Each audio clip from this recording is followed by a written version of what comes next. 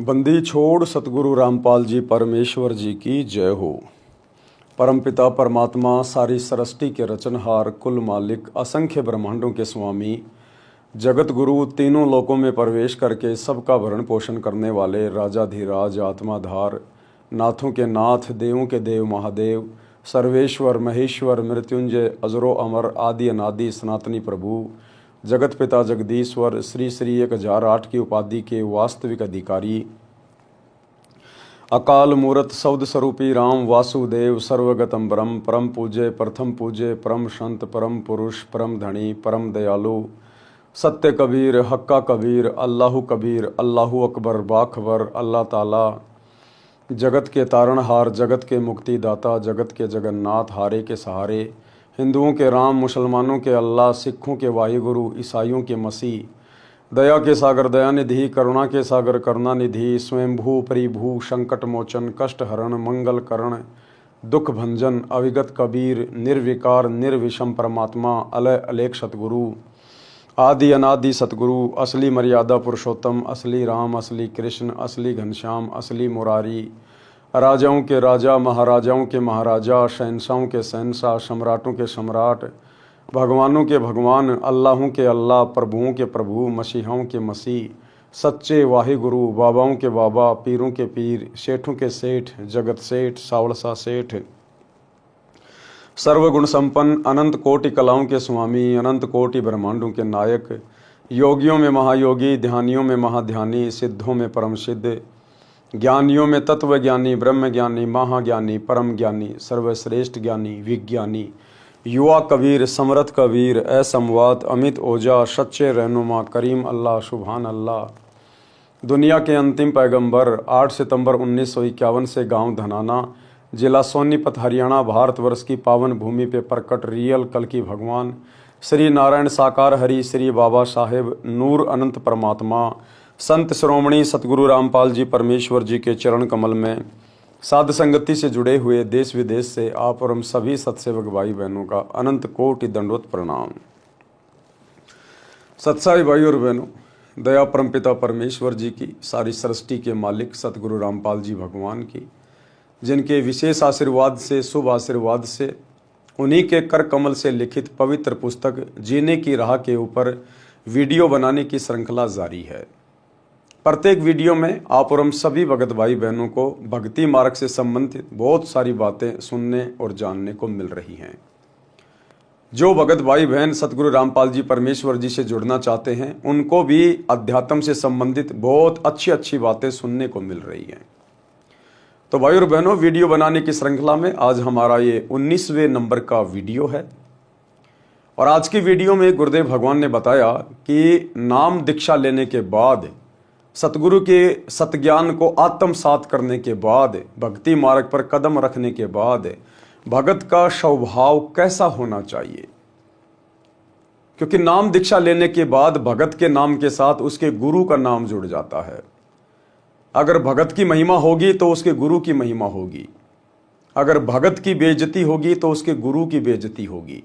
इसलिए उपदेश लेने के बाद भगत ने किस प्रकार से अपने आचार विचार व्यवहार को बदलना चाहिए, अपनी क्रियाओं को बदलना चाहिए, किस प्रकार से अपने स्वभाव में परिवर्तन लेकर आना चाहिए। लोग देखें, सुने, बातें करें तो हमारा सीना गर्व से चौड़ा हो जाना चाहिए। जब लोग कहें कि देखो वो जा रहे सतगुरु रामपाल जी के भगत है। भाई भगत हो तो ऐसे, भाई स्वभाव हो तो इनके जैसा। कितनी गालियां दे लो, कितना ही उल्टा सीधा बोल लो, बंदे के असर ही नहीं पड़ता है। जड़ बन के खड़ा हो जाता है, पत्थर बन जाता है। और भाई ज्ञान की बातें बताता है, किसी के साथ ना फालतू में उठता, ना बैठता, ना कोई गंदी राजनीति करता, ना फालतू में अपना समय बर्बाद करता, ना समाज से फालतू की यारी दोस्ती रिश्तेदारी निभाता है। भाई अपने मतलब से मतलब रहता है, अपनी भक्ति करता है और आराम से प्यार प्रेम से रहता है। ना किसी को दुख देता है, ना किसी को परेशान करता है, और सबको इज्जत से बोलता है, प्यार प्रेम से बोलता है। तो ये स्वभाव हो जाना चाहिए सतगुरु रामपाल जी के भक्तों का उपदेश लेने के बाद। क्योंकि हमारी हर क्रिया में फिर हमारे गुरुदेव भगवान का नाम जुड़ जाता है। कल को यदि हमने कोई कुकर्म किया, किसी के साथ लड़ाई झगड़ा किया, तो लोग सीधा यही कहेंगे कि देख वो रामपाल का भगत है, वो रामपाल को भगत है। बेइज्जती हमारे गुरुदेव की। तो वो भगत तो नरकगामी होगा, फिर नरकगामी, जिसकी किसी भी ऐसी क्रिया के कारण उसके गुरु को अपशब्द कहे।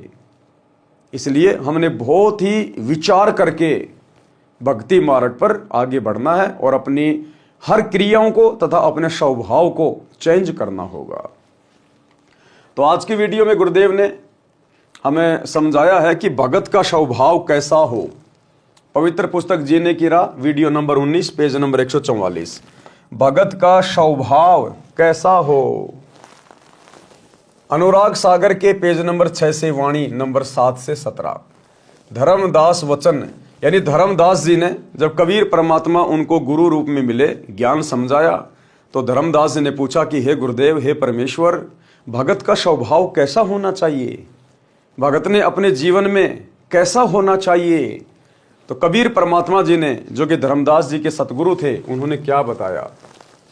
मर्तक भाव प्रभु कहो बुझाई, जाते मन की तपनी नशाई।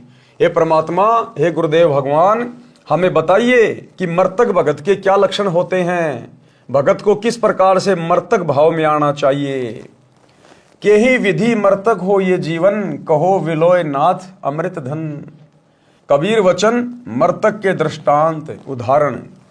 धर्मदास ये कठिन कहानी, गुरु गमते कोई बिरले जानी। कि हे धर्मदास, मेरे से उपदेश लेने के बाद मृतक भाव में आना, यानी भगत को जीवित ही मार लेना, जीवित ही मर जाना, यानी संसार से विमुख हो जाना, केवल भक्ति और भगवान के प्रति समर्पित होना, उसको कहते हैं जीवित ही मर जाना, मृतक भाव। कहते हैं धर्मदास, ये बहुत कठिन कहानी है। भगत के द्वारा मृतक भाव पैदा करना इतना आसान नहीं है। गुरु से लगन कठिन है भाई, और जिसकी अपने सतगुरु से लगन लग गई वो तो जीवित ही मर गया, उसी को कहते हैं मृतक भाव। क्योंकि जिसकी सतगुरु से लगन लग जाएगी, तो सतगुरु से लगन तभी लगेगी जब संसार से उसकी लगन हटेगी, और संसार से लगन हटना ही जीवित मरना है। तो कहते हैं सीधा सा फॉर्मूला है, आप अपने गुरु जी से लगन लगा लो। गुरु जी से लगन लगा लेने का मतलब अपने गुरु जी के भगत वाले जीवन को ध्यानपूर्वक देख लो। हमारे गुरुदेव ने जो एक भगत का जीवन हमें जी के दिखाया, 17 फरवरी 1988 से सन 1994 तक, 6 वर्ष तक, तो हमारे गुरुदेव किस प्रकार से रहे अपने भगत वाले जीवन में, हमने भी वैसा ही भगत बनने का प्रयास करना है। और वैसा ही भगत बनेंगे तो हमारी बात बनेगी, तभी हम मर्तक भाव में आएंगे। तो भक्ति मार्ग में आने के बाद हमारे गुरुदेव ने कभी कोई सांसारिक चौंचले नहीं किए। सबसे पहली बात, हमारे गुरुदेव कभी भी किसी शादी में, रिश्तेदारी में, जन्मदिन पे, मरण दिन पे, किसी भी फंक्शन में हमारे गुरुदेव कभी भी नहीं गए। कभी भी हमारे गुरुदेव का कोई यार दोस्त नहीं है, कोई यारी नहीं है किसी के साथ में। हमारे गुरुदेव ने कभी किसी के साथ में हंसी मजाक नहीं किया। हमारे गुरुदेव ने कभी भी मनोरंजन के लिए, पिकनिक के लिए, घूमने के लिए कभी भी कहीं बाहर नहीं गए। हमारे गुरुदेव ने कभी किसी से लड़ाई झगड़ा नहीं किया, मार पिटाई तो बहुत दूर की बात है। हमारे गुरुदेव ने कभी भी अपने भगत वाले जीवन में किसी के साथ में गुस्सा नहीं किया, वाद विवाद नहीं किया, लड़ाई झगड़ा नहीं किया। हमारे गुरुदेव ने कभी भी राजनीति नहीं करी, ना कभी हमारे गुरुदेव वोट डालने गए, ना कभी किसी राजनेता की रैली में गए, ना किसी राजनीतिक पार्टी को सपोर्ट किया। ना हमारे गुरुदेव ने कभी कोई गेम खेला, ना किसी के लिए कोई स्टेडियम बनवाया। ना हमारे गुरुदेव ने कोई सामाजिक यारी दोस्ती निभाई, कभी किसी समाज की मीटिंग में नहीं गए, किसी भी समाज की धर्मशाला नहीं बनवाई। हमारे गुरुदेव ने कोई जाति वाली सामाजिक प्रथा को नहीं निभाया। हमारे गुरुदेव ने बाहर जा जाके कभी भी आन उपासकों के लिए कोई भंडारे नहीं लगाए। हमारे गुरुदेव ने कभी भी कोई दातों का कैंप नहीं लगाया, आंखों का कैंप नहीं लगाया, देह दान का, रक्तदान का कैंप नहीं लगाया। हमारे गुरुदेव भगवान ने कभी भी आश्रमों में बकवादे नहीं करी, कभी आश्रमों में रंगोलियां नहीं बनाई, कभी भी आश्रमों को फूलों की तरह नहीं सजाया, मैरिज गार्डन की तरह नहीं सजाया। हमारे गुरुदेव ने कभी भी अपने आश्रम में कबीर जी का झोपड़ा नहीं बनाया, लहर तारा तालाब नहीं बनाया, जुलाहों का कुआं नहीं बनाया, कभी कोई प्रदर्शनियां नहीं लगाई।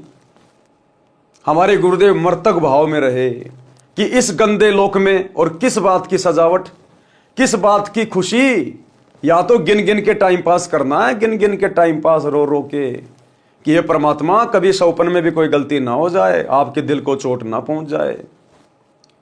तो हमने उसी भाव से जीना पड़ेगा, अपने जीवन को ढालना पड़ेगा। मर्तक यानी आपने कभी भी सतगुरु रामपाल जी के जीवन में, जब से आप उनको जानते हो, आपने कभी भी उनको सामाजिक भाव में नहीं देखा, सांसारिक भाव में नहीं देखा, व्यर्थ में घूमते फिरते नहीं देखा। उसको कहते हैं मर्तक, जिसका इस संसार से कनेक्शन कट गया, उसको कहते हैं मर्तक। हमारे गुरुदेव कभी अपने गुरु भाइयों की बातों के ऊपर विश्वास करके कभी भी उन्होंने अपनी भक्ति का नाश नहीं किया, मर्यादा नहीं तोड़ी। हमारे गुरुदेव ने कभी किसी कोऑर्डिनेटर की बात नहीं मानी, दादा गुरु जी के समय भी तो थे। हमारे गुरुदेव ने ज्ञान को आधार बनाया। तो ये होता है मर्तक भाव, केवल अपने गुरु से नाता, गुरु के ज्ञान से नाता, दूसरा किसी से कोई रिश्तेदारी नहीं। कदम कदम पे ज्ञान को आधार बना के भक्ति मार्ग में आगे बढ़ना। तो ये सब कुछ हमने अपने गुरुदेव के भक्ति वाले, भगत वाले जीवन से समझना है। इसलिए कहते हैं गुरु से लगन कठिन है भाई। अगर मर्तक बनना है तो आपने अपने गुरुदेव के जैसा बनना पड़ेगा। गुरुदेव के प्रति समर्पित हो जाना, गुरुदेव की प्रत्येक मर्यादा में और आज्ञा में चलना, इसी को कहते हैं मर्तक बनना, मर्तक भाव।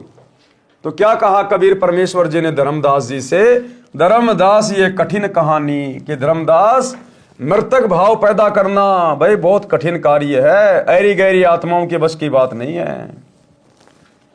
गुरु गमते कोई बिरले जानी, भाई जिसके ऊपर सतगुरु की विशेष दया हो, रजा हो, वही आत्मा ये कठिन कार्य कर सकती है। भृंगी का दृष्टांत उदाहरण, मर्तक होय के खोजई संता, शब्द विचार गह मगु अंता। जैसे भृंग कीट के पाशा, कीट गहो भृंग शब्द की आशा। गुरुदेव कह रहे हैं जैसे एक कीट पक्षी है, उसका नाम है भृंग, और वो किसी भी कीड़े को पकड़ के ले आता है और उसके पास में बैठ के और वो अपनी आवाज करता रहता, भृंग भृंग भृंग, और उसको वो अपने जैसा बना लेता, अपने जैसा।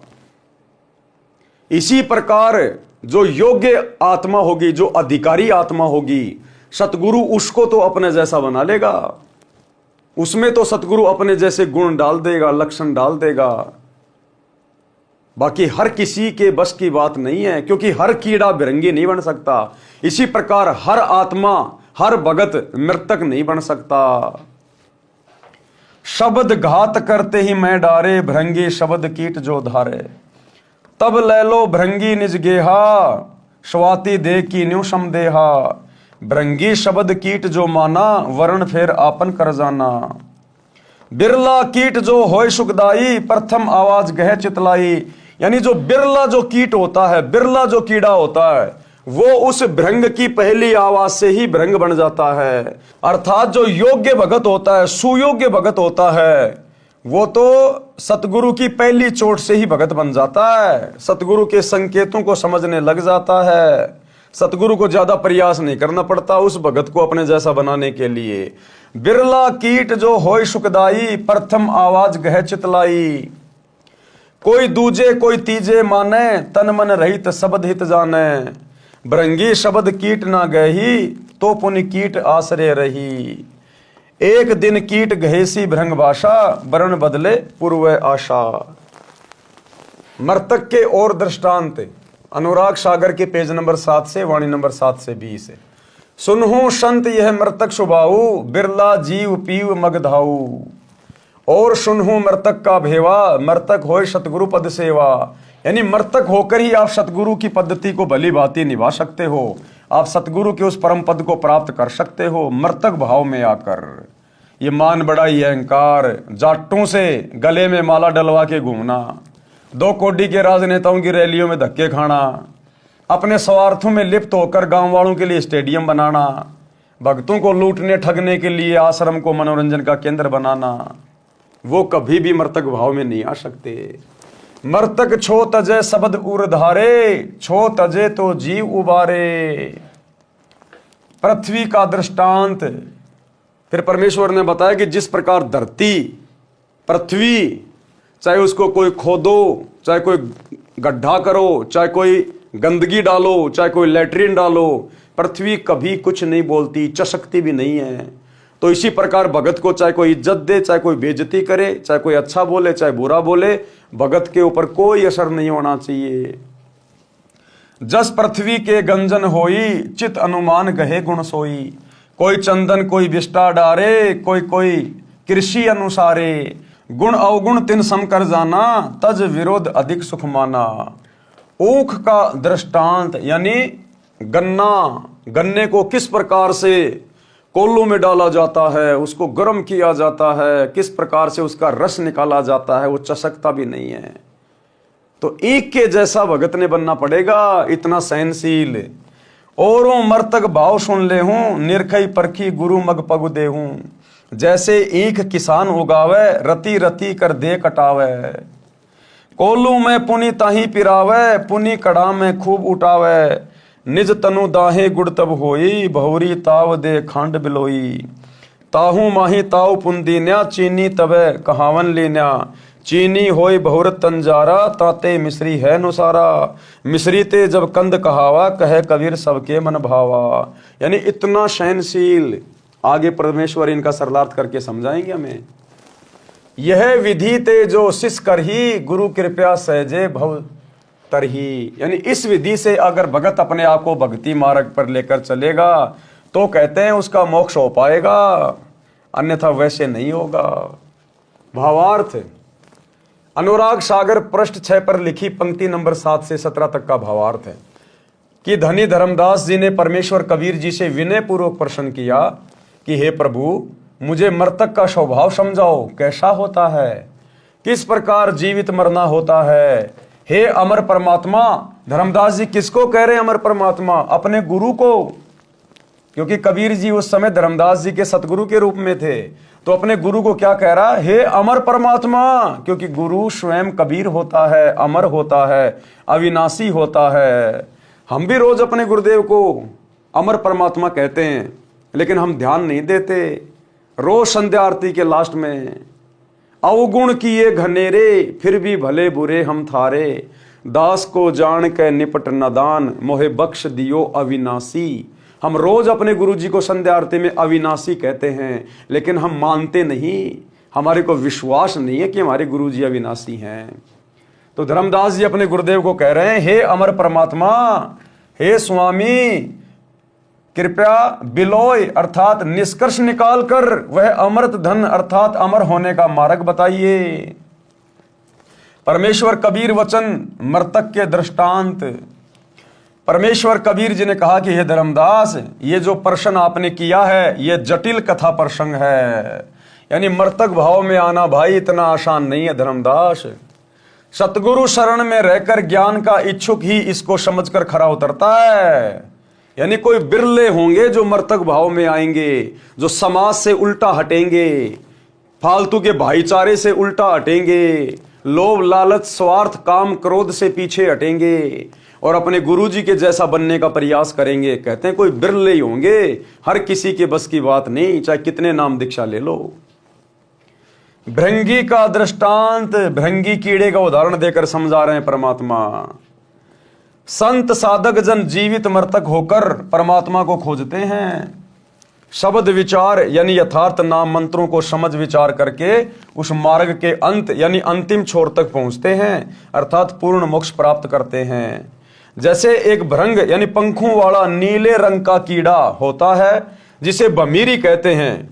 नीले रंग का मोटा सा कीड़ा होता है। बचपन में हम उसकी गर्दन में धागा बांध के और उसको यूं घुमाया करते थे और वो भी भी की आवाज करता था। अब पता चल रहा वो भृंगी कीड़ा था, जिसे भंबीरी कहते हैं, जिसको इंजनहारी आदि आदि नामों से जाना जाता है, जो भी की आवाज करती रहती है। वह अपना परिवार नर मादा के मिलन वाली विधि से उत्पन्न नहीं करती। वह एक कीट यानी कीड़े विशेष के पास जाती है, उसके पास अपनी भी भी की आवाज करती है। जो कीड़ा उसकी आवाज से प्रभावित हो जाता है उसको उठाकर पहले से तैयार किया मिट्टी के घर में ले जाती है। वह गोल आकार का 2 इंच परिधि का एक 2 मुख वाला गारा का बना होता है। फिर दूसरा तीसरा ले जाती है, फिर उनके ऊपर अपनी भी भी की आवाज करती रहती है। फिर ओस के जल को अपने मुख से लाकर उन कीटों के मुख में डालती है।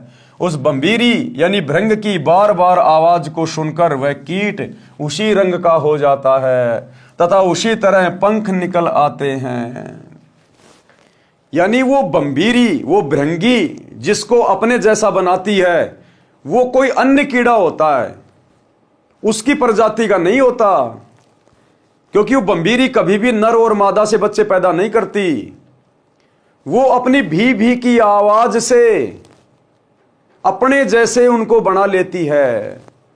ठीक इसी प्रकार भाई और बहनों, आज यहां भक्ति मार्ग में उस बम्बीरी की भूमिका में कौन है, उस भृंग कीड़े की भूमिका में कौन है? सतगुरु रामपाल जी, जो अपने सत्संग सुना सुना के, दीक्षा दे के, बार बार उनको ज्ञान दे के अपने जैसा बना रहे हैं, भगत बना रहे हैं।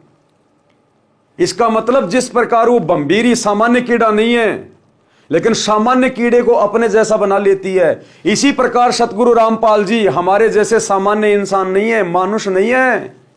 वो अपना ज्ञान देके, अपना नाम देके, वो हम सामान्य मनुष्यों को अपना जैसा बना लेते हैं। अर्थात सतगुरु यहां का नहीं है। सतगुरु माता के गर्भ से जन्म लेके नहीं आया। जिस प्रकार वो भृंगी मां के गर्भ से उत्पन्न नहीं होता, इसी प्रकार सतगुरु सतलोक का राजा है, शहंशाह है। वो तो अपने जैसा हमें बनाना आया है और अपने सत्संग रूपी आवाज से भी करके, ज्ञान सुना सुना के वो हमें अपने जैसा बना रहा है सतलोक ले जाने के लिए। वह आवाज भी उसी की तरह भी करने लगता है। यानी कुछ दिनों बाद फिर वो भगत भी अपने सतगुरु से ज्ञान लेकर उसी की तरह अन्य को समझाने लगता है। वह आवाज भी उसी की तरह भी करने लगता है, बम्बीरी ही बन जाती है। इसी प्रकार पूर्ण संत अपने ज्ञान को बम्बीरी की तरह बार बार बोलकर सामान्य व्यक्ति को भी भगत बना लेता है। फिर वह भगत भी सतगुरु से सुने ज्ञान को अन्य व्यक्तियों को सुनाने लगता है। जिस प्रकार हम सत्सेवक भाई बहन वीडियो बना के अपने ही गुरुदेव के द्वारा दिए गए ज्ञान आधार से, अपने ही गुरुदेव के आशीर्वाद से ये वीडियो बनाओ के हजारों की संख्या में अपने अन्य भगत भाई बहनों को भी समझा रहे हैं। पूरे संसार के लिए वीडियो बना रहे हैं, विश्व हित में वीडियो बना रहे हैं। हमारा भी संसार से कोई लेना देना नहीं है, यारी दोस्ती रिश्तेदारी हम सत्सेवकों की नहीं है। हम राजनेताओं की रैलियों में धक्के नहीं खाते, हम लड्डू जलेबी बर्फी के चक्कर में आश्रमों में धक्के नहीं खाते। हम अपने स्वार्थ के लिए दुनिया को खुश नहीं करते, स्टेडियम नहीं बनाते, जांच आरक्षण में नहीं जाते, गुंडों की सीबीआई जांच में नहीं जाते, लोगों की धर्मशाला नहीं बनवाते, लोगों के लिए फ्री में एम्बुलेंस नहीं चलाते, बसें नहीं चलाते, मजदूर बनकर रोडे नहीं बनवाते। क्योंकि हमारे को तो हमारे गुरुजी ने ज्ञान देके अपने जैसा बना लिया। हमें समाज से कोई लोभ लालच नहीं है, हमें किसी का कोई डर नहीं है, कोई भय नहीं है। क्योंकि हम कोई फर्जी आश्रम नहीं चलाते, हम कोई धार्मिक धंधा नहीं करते, तो हमें कोई भय भी नहीं है। हमने किसी की चापलूसी करने की भी जरूरत नहीं है, राजनेताओं के तलवे भी चाटने की जरूरत नहीं है। तो गुरुदेव ने अभी तक केवल सत्सेवकों को अपने जैसा बनाया है। संसार की रीति रिवाजों को त्याग देने से अन्य व्यक्ति कहते हैं कि इसका रंग बदल गया, ये तो भगत बन गया। जैसे भृंग बम्बीरी कीड़ों को अपनी आवाज सुनाती है तो कोई शीघ्र सक्रिय हो जाता है, कोई दूसरी कोई तीसरी बार कोशिश करने से मानता है। इसी प्रकार जब सतगुरु कुछ व्यक्तियों को अपना सत्संग रह रहकर सुनाते हैं तो कोई अच्छे संस्कार वाला तो शीघ्र मान जाता है, जिस प्रकार सत्सेवक भाई बहन तुरंत मान गए। कोई 1-2 बार फिर सत्संग सुनकर मार्ग ग्रहण कर लेता है, दीक्षा ले लेता है। कुछ कीट ऐसे होते हैं जो कई दिनों के पश्चात अपना स्वभाव बदलते हैं। यदि वह कीट भृंगी नहीं बना है और उस भृंग कीट की शरण में रहा है तो अवश्य एक दिन परिवर्तन होगा। परमेश्वर कबीर जी ने कहा है कि हे धर्मदास, यदि शिष्य इसी प्रकार गुरु जी के विचारों को सुनता रहेगा तो उस भृंग कीट की तरह प्रभावित होकर सांसारिक भाव बदलकर भगत बनकर हंस दशा को प्राप्त होगा। लेकिन भाई और बहनों, यहां तो 30-30 साल से सतगुरु की शरण में रहने के बाद भी भगत नहीं बदल रहे। उनका वही स्वभाव, वही विचार, वही गंदी राजनीति के शौकीन है। केवल सत्सेवकों पे दया हुई है पूज्य गुरुदेव भगवान की। ये परमात्मा उसी कीड़े को अपने जैसा बनाता है जो कीड़ा उस लायक होता है। पृष्ठ 7 से पंक्ति 7 से 20 तक का भावार्थ। कबीर जी ने कहा है, हे संतो। कौन कबीर जी? सतगुरु रामपाल जी कबीर जी। कबीर जी ने कहा है, हे संतो सुनो, ये मृतक का स्वभाव इस प्रकार कोई बिरला जीव ही अनुसरण करता है। गुरुपद सेव बिरला कोई, जहां पर कृपया साहिब की होई। कोई बिरला भगत ही होगा जो अपने सतगुरु के जैसा बनने का प्रयास करेगा। दास गरीब कहे नरलोई, सतगुरु को चीने बिरला कोई। इस प्रकार कोई बिरला जीव ही अनुसरण करता है। वह पीव यानी परमात्मा को प्राप्त करने का मग यानी मार्ग प्राप्त करता है। उपरोक्त यानी भ्रंग वाले उदाहरण के अतिरिक्त और सुनो मृतक का भाव, जिससे मृतक यानी जीवित मृतक होकर सतगुरु के पद यानी पद्धति के अनुसार साधना करता है। पृथ्वी का उदाहरण, जैसे पृथ्वी में सहनशीलता होती है, इसी प्रकार पृथ्वी वाले गुण को जो ग्रहण करेगा वह जीवित मृतक है और वही सफल होगा। पृथ्वी के ऊपर कोई विष्टा यानी टट्टी करता है, डालता है, कोई खेती करता है तो कोई चीर फाड़ करता है, कोई धरती पूजन करता है। पृथ्वी गुण अवगुण नहीं देखती, जिसकी जैसी भावना है वह वैसा ही करता है। यह विचार करके धरती विरोध न करके सुखी रहती है। इसी प्रकार भगत के साथ में, चाहे परिवार में, चाहे समाज में, चाहे काम धंधा करता है, वहां पे कोई कैसा ही व्यवहार क्यों ना करो, भगत को कितना ही ओछा मंदा क्यों ना बोले, भगत की कोई कितनी हंसी मजाक क्यों ना करे, कोई भगत का कितना सम्मान क्यों ना करे, ना वो सम्मान पाकर खुश होता है और ना किसी की गालियां खाकर भगत दुखी होता है। वो समभाव में रहता है। समभाव, लाभ में, हानि में, दुख में, खुशी में भगत के ऊपर कोई असर नहीं पड़ता, क्योंकि भगत इस गंदे संसार की वास्तविकता से परिचित हो जाता है अपने गुरु जी के ज्ञान से, कि यहां पर मैं खुश हूं किस बात पे, या मैं खुशी मनाऊं किस बात की। इसलिए फिर भगत के ऊपर कोई असर नहीं पड़ता, क्योंकि वो मर्तक हो जाता है, मर्तक भाव में आ जाता है। अब मरने के बाद इंसान को चाहे कोई जलाओ, चाहे कोई उसकी पूजा करो, चाहे कोई उसको जमीन में गाड़ो, वो कुछ नहीं बोलता है। इसी प्रकार जब भगत अपने गुरु जी के ज्ञान को आधार बनाकर मर्तक भाव में आ जाएगा, तब परमात्मा उस भगत को आगे की यात्रा पे सफल करने के लिए आगे की शिक्षा और दीक्षा देता है। भावार्थ है कि जैसे जमीन सहनशील है, वैसे ही भगत का स्वभाव होना चाहिए। चाहे कोई गलत कहे कि ये क्या कर रहे हो, यानी अपमान करे, चाहे कोई सम्मान करे, अपने उद्देश्य पर दृढ़ रहकर भगत सफलता प्राप्त करता है। जैसे हम सत्सेवक भाई बहन, हमें हकीकत का पता है, हमें जड़ का पता है, सच्चाई का पता है, अपने गुरुदेव के मिशन का पता है। इसलिए हमारे खुद के भगत भाई बहन रात दिन हमारे पीछे पड़े रहते हैं। सतलोक आश्रम वाले हमारे ऊपर मुकदमे करवा रहे हैं, हमें जेल में भिजवा रहे हैं, हमारे को गालियां निकलवाते हैं, साथ संगतियों में आके मार पिटाई करते हैं, पता नहीं क्या क्या बोलते हैं, तुम गुरुद्रोही हो, गंदे नाले के कीड़े हो, नरक में जाओगे, फलाना दिखना। लेकिन हम मतवालों के ऊपर कोई असर नहीं पड़ता, कोई असर नहीं पड़ता। गुरुदेव कहते हैं, बेटा जब हाथी चलता तो कुत्ते हजारों भोगते हैं, सैकड़ों भोगते हैं, उस हाथी पे कोई असर नहीं पड़ता उन कुत्तों के भोगने का। तो उसको कहते हैं मर्तक भगत। ईख यानी गन्ने का दृष्टांत। जैसे किसान ईख बीजता है, उस समय गन्ने के एक एक फुट के टुकड़े करके धरती में दबा देता है। ईख गन्ना बनने के पश्चात कोल्हू में पीड़ा जाता है, फिर रस को कड़ाहे में अग्नि की आंच में उबाला जाता है, तब गुड़ बनता है। यदि अधिक ताव गन्ने के रस को दिया जाता है तो वह खांड बन जाता है, जो गुड़ से भी स्वादिष्ट होती है, और अधिक ताव देने से चीनी बन जाती है, और भी अधिक गर्म किया जाता है तो मिश्री बन जाता है, फिर मिश्री से कंद बन जाता है। परमेश्वर कबीर जी ने कहा है कि हे धर्मदास, इस प्रकार यदि शिष्य भक्ति मार्ग में कठिनाई सहन करता है तो उतना ही परमात्मा का प्रिय बहुमूल्य होता चला जाता है। इस पवन दास के पीछे गुरुदेव के परिवार वाले, उनके बेटा बेटी, भाई बंधु, रिश्तेदार, कोऑर्डिनेटर कितने पीछे लगे। 10 साल से जीना हराम कर दिया, जीना हराम, मुकदमे करवा के देख लिए, जेल करवा के देख ली, मार पिटाई करके देख ली, जान से मारने का प्रयास कर लिया। धमकियों के तो सीमा नहीं, गालियां सुनाऊं तो तुम्हारे कानों के पर्दे फट जाएंगे। तो जितना इन्होंने मुझे दबाया, परेशान किया, उतना ही मेरे अंदर निखार आता चला गया, दृढ़ता आती चली गई सतगुरु के प्रति, भक्ति के प्रति। उतना ही मैं दृढ़ होता चला गया क्योंकि सतगुरु मेरे साथ साथ रहे। तो इसी प्रकार गुरुदेव हमें समझा रहे हैं कि आपके परिवार में, आपके गांव में या समाज में या रिश्तेदार हमें इस भक्ति मार्ग पर लगने के बाद चाहे हमारा कितना ही विरोध करें, कितना ही उल्टा सीधा बोलें, वो जितना हमें दुखी करने का प्रयास करें, हमने उतना ही दृढ़ता के साथ में संघर्ष करना है। उनको और अधिक अच्छा भगत बन के दिखाना है। अंत में उनको यह लगना चाहिए कि भाई हमने इस आदमी को बहुत दुखी किया, बहुत परेशान किया, लेकिन कभी इस आदमी ने हमारे को उफ तक नहीं कहा, कभी हमारे से लड़ाई झगड़ा करने का भी इसने प्रयास नहीं किया।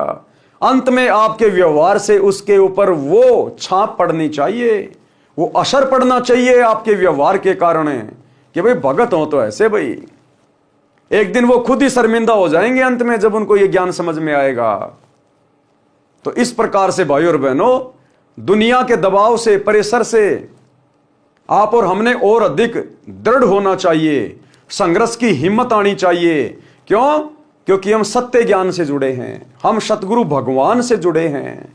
हमारा गुरु कोई ऐरा गहरा नथु बैरा नहीं है, कोई आचार्य शंकराचार्य नहीं है। हमारा गुरु सर्व सृष्टि का रचनहार है। तो कहते हैं सिर पर साई सत्य हैं, फिर तो को क्या भय रे। फिर डर किस बात का जब तेरा गुरु तेरा रक्षक बन के खड़ा है। फिर तो भगत ने आंख बंद करके आगे बढ़ना चाहिए। आगे गुरुदेव ने कबीर सागर के अनुराग सागर से कुछ वाणियों का समावेश किया है कि भगत किस प्रकार से मर्तक भाव में आता है।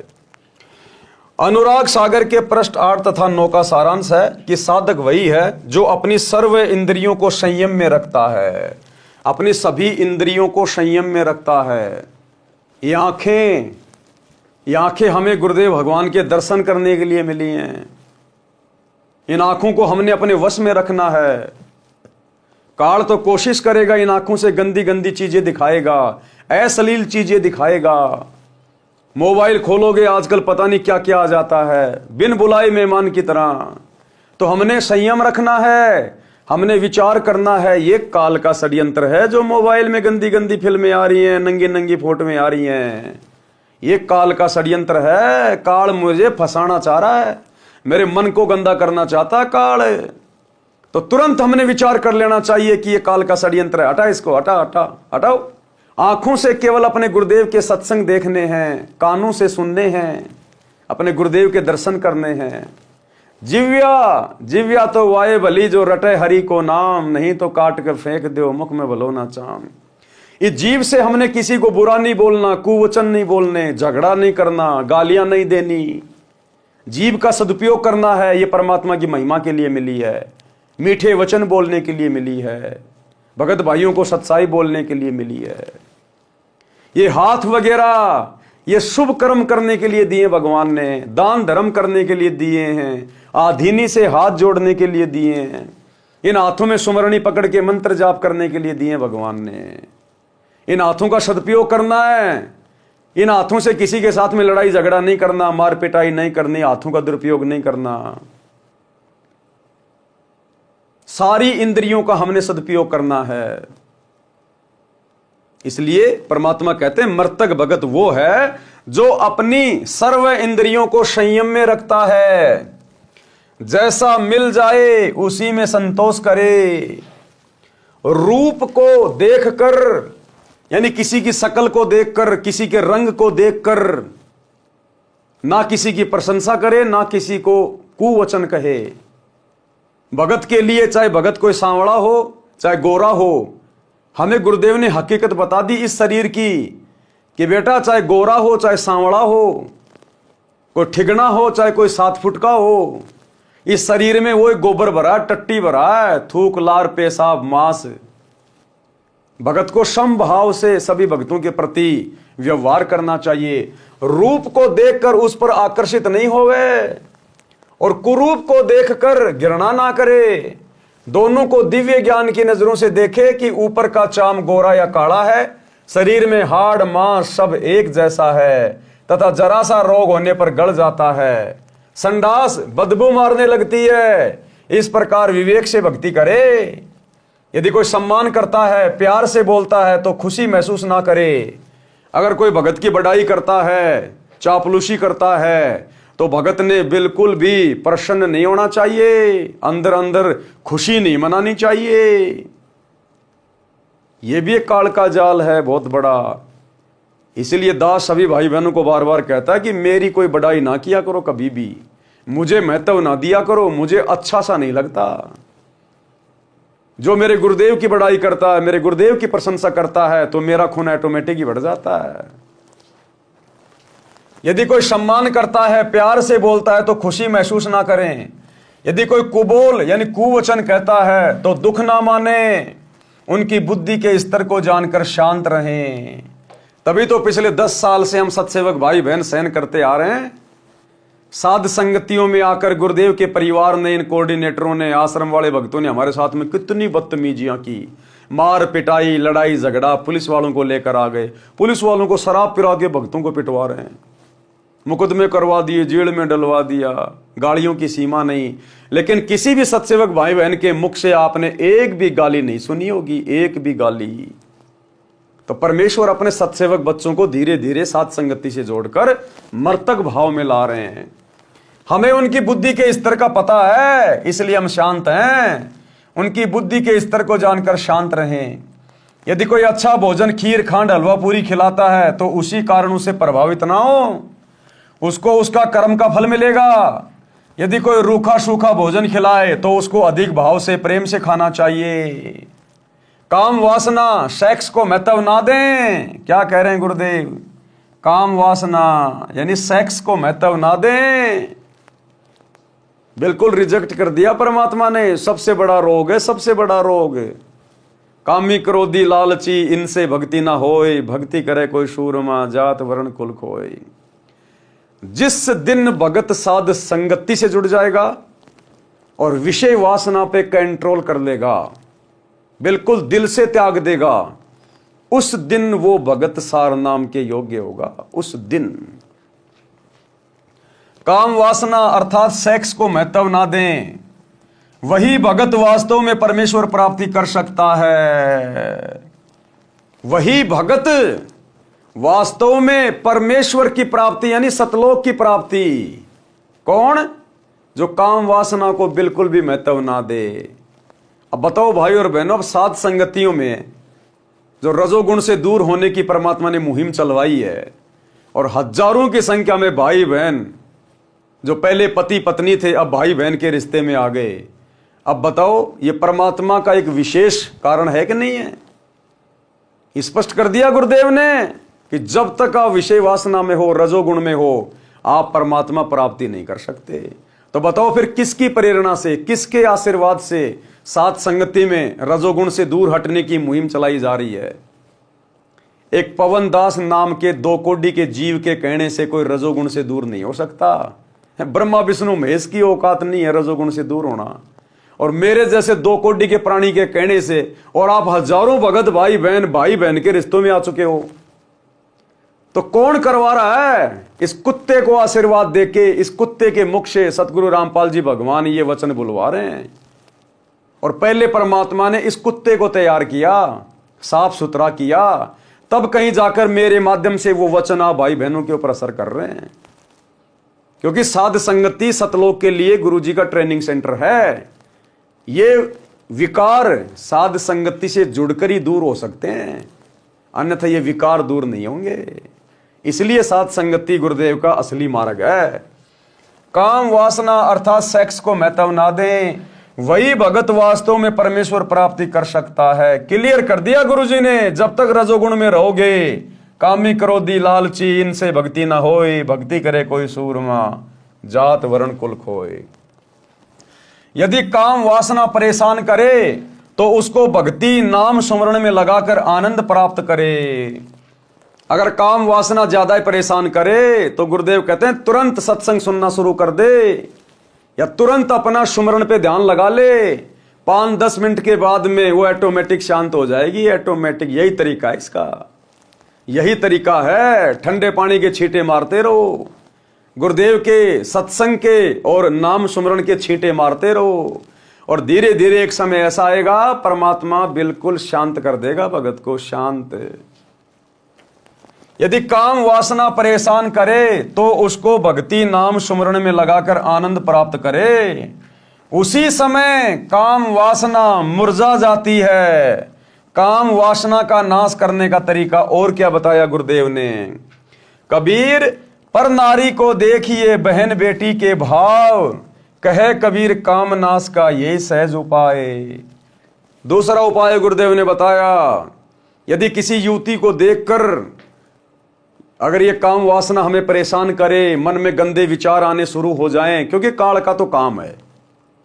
देखो भाई और बहनों, भगत तो बेचारा दुखी होगा ही होगा, विशेषकर साध संगति से जुड़ने के बाद, इतने वीडियो देखने के बाद और विषय वासना जैसे रोग के विषय में समझने के बाद, जब भगत अपने आप को कंट्रोल में रखता है, प्रयास करता है गुरुदेव से प्रार्थना करके, लेकिन मन तो है भाई, जब तक ये शरीर है तब तक इसमें मन भी रहेगा, काल का भी प्रभाव हल्का फुल्का रहेगा, और वो अपनी कोशिश भी करता रहेगा, और काल की उसी कोशिश में गुरु अपने भगत को चेक भी करता रहेगा। तो कभी कभार क्या होगा, किसी बहन बेटी को देखकर अचानक से, क्योंकि काल ऐसे ऐसे दृश्य दिखा देगा जो हम देखना नहीं चाहते, या वैसे भी कोई सुंदर बहन आ रही है तो मन की तो आदत है, ये आंखें जो है ना ये स्कैनर हैं, स्कैनर। सामने अगर 5 लड़कियां हैं और उनमें यदि एक लड़की गोरी है, ये आंखें तुरंत उसी पे टिक जाएंगी, ये स्कैनर है।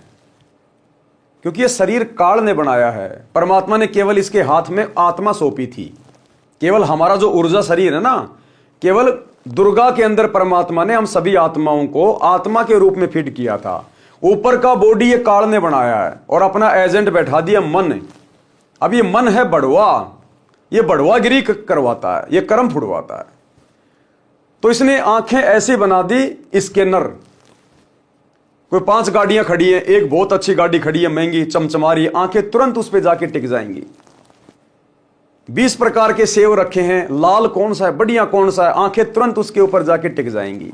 ये स्कैनर का काम करती हैं। तो इसी प्रकार कोई सुंदर बहन, कोई आकर्षक बहन आ रही है, माता बहन, तुरंत ये आंखें एक बार जाएंगी उधर, ना चाहते हुए भी, भगत की भी जाती हैं। ये बात अलग है कि तुरंत परमात्मा का तत्व ज्ञान दीवार बन के खड़ा हो जाता है कि भगत जी अपना काम नहीं है भाई, ये तो मन की बकवाद है। तो साथ संगति से जुड़ने के बाद जब भगत बेचारा प्रयास करता है विषय वासनाओं से दूर हटने के लिए, तो काल प्रेरणा से, मन के प्रभाव से कभी कभार इस प्रकार की यदि कोई हमारे सामने घटना हो जाए, अचानक से हमारा ध्यान यदि चला जाए, क्योंकि मन तो भटकाने का काम करेगा, तो भगत को बेचारे को दुख होता है, अंदर से बड़ा दुख होता है कि मैंने क्यों देखा। वो देखना नहीं चाहता, उसको अब अच्छा नहीं लग रहा, लेकिन वो मन कोशिश कर रहा है कि मैं इसको कोशिश करूं इसको डगमग करने की। तो जैसे एकदम से नजर जाती है तो क्या होगा, अंदर से भगत दुखी होगा। आत्मा जो होती है ना, वो तुरंत क्या बोलेगी, अरे नहीं भगत जी अपना काम नहीं है, अरे नहीं नहीं नहीं नहीं। अंदर से भगत दुखी होता कि मैंने क्यों देखा। ऐसा महसूस होगा जैसे मेरा भक्ति बैलेंस डाउन होता जा रहा है, मेरा रिचार्ज खत्म हो गया उसको देखने मात्र से। भगत को बड़ा दुख होता है अंदर अंदर कि मैंने क्यों देखा, लेकिन वो भगत ने नहीं देखा, वो मन कोशिश कर रहा है भगत को डगमग करने की। तो परमेश्वर भी उसमें भगत की परीक्षा ले लेता है। फिर अगर मन ने कोशिश की, हमारी आंखें उधर गई, हमने देखा, और फिर हम मन लगा के देखने लग जाएं, हाँ भाई बहुत सुंदर है भाई, फिर हम गए काम से, फिर हम काम से गए। यदि हमारी आत्मा ने कोई विरोध नहीं किया और यदि हम मन की चाल में आके देखने लग गए, फिर हम गए काम से। इसका मतलब अभी आत्मा बहुत डाउन है, आत्मा बहुत डाउन है, मन तुम्हारा रिचार्ज है। तो जिस दिन सतगुरु की मर्यादाओं से हटकर ये काल हमसे कोई भी कैसा काम करवाए, प्रयास करे, और यदि हमारी आत्मा इसका विरोध करने लग जाए और आत्मा अंदर से दुखी हो कि ये क्यों हो रहा है, ऐसा नहीं होना चाहिए, गुरुजी ने मना कर रखा है, ये गलत बात है, तो समझो आप धीरे धीरे भगत बनने की प्रोसीजर में आगे बढ़ रहे हैं। आपके ऊपर सतगुरु के ज्ञान का असर हो रहा है, आपकी आत्मा रिचार्ज होके ऊपर उठ रही है, मन को रोक रही है, टोक रही है।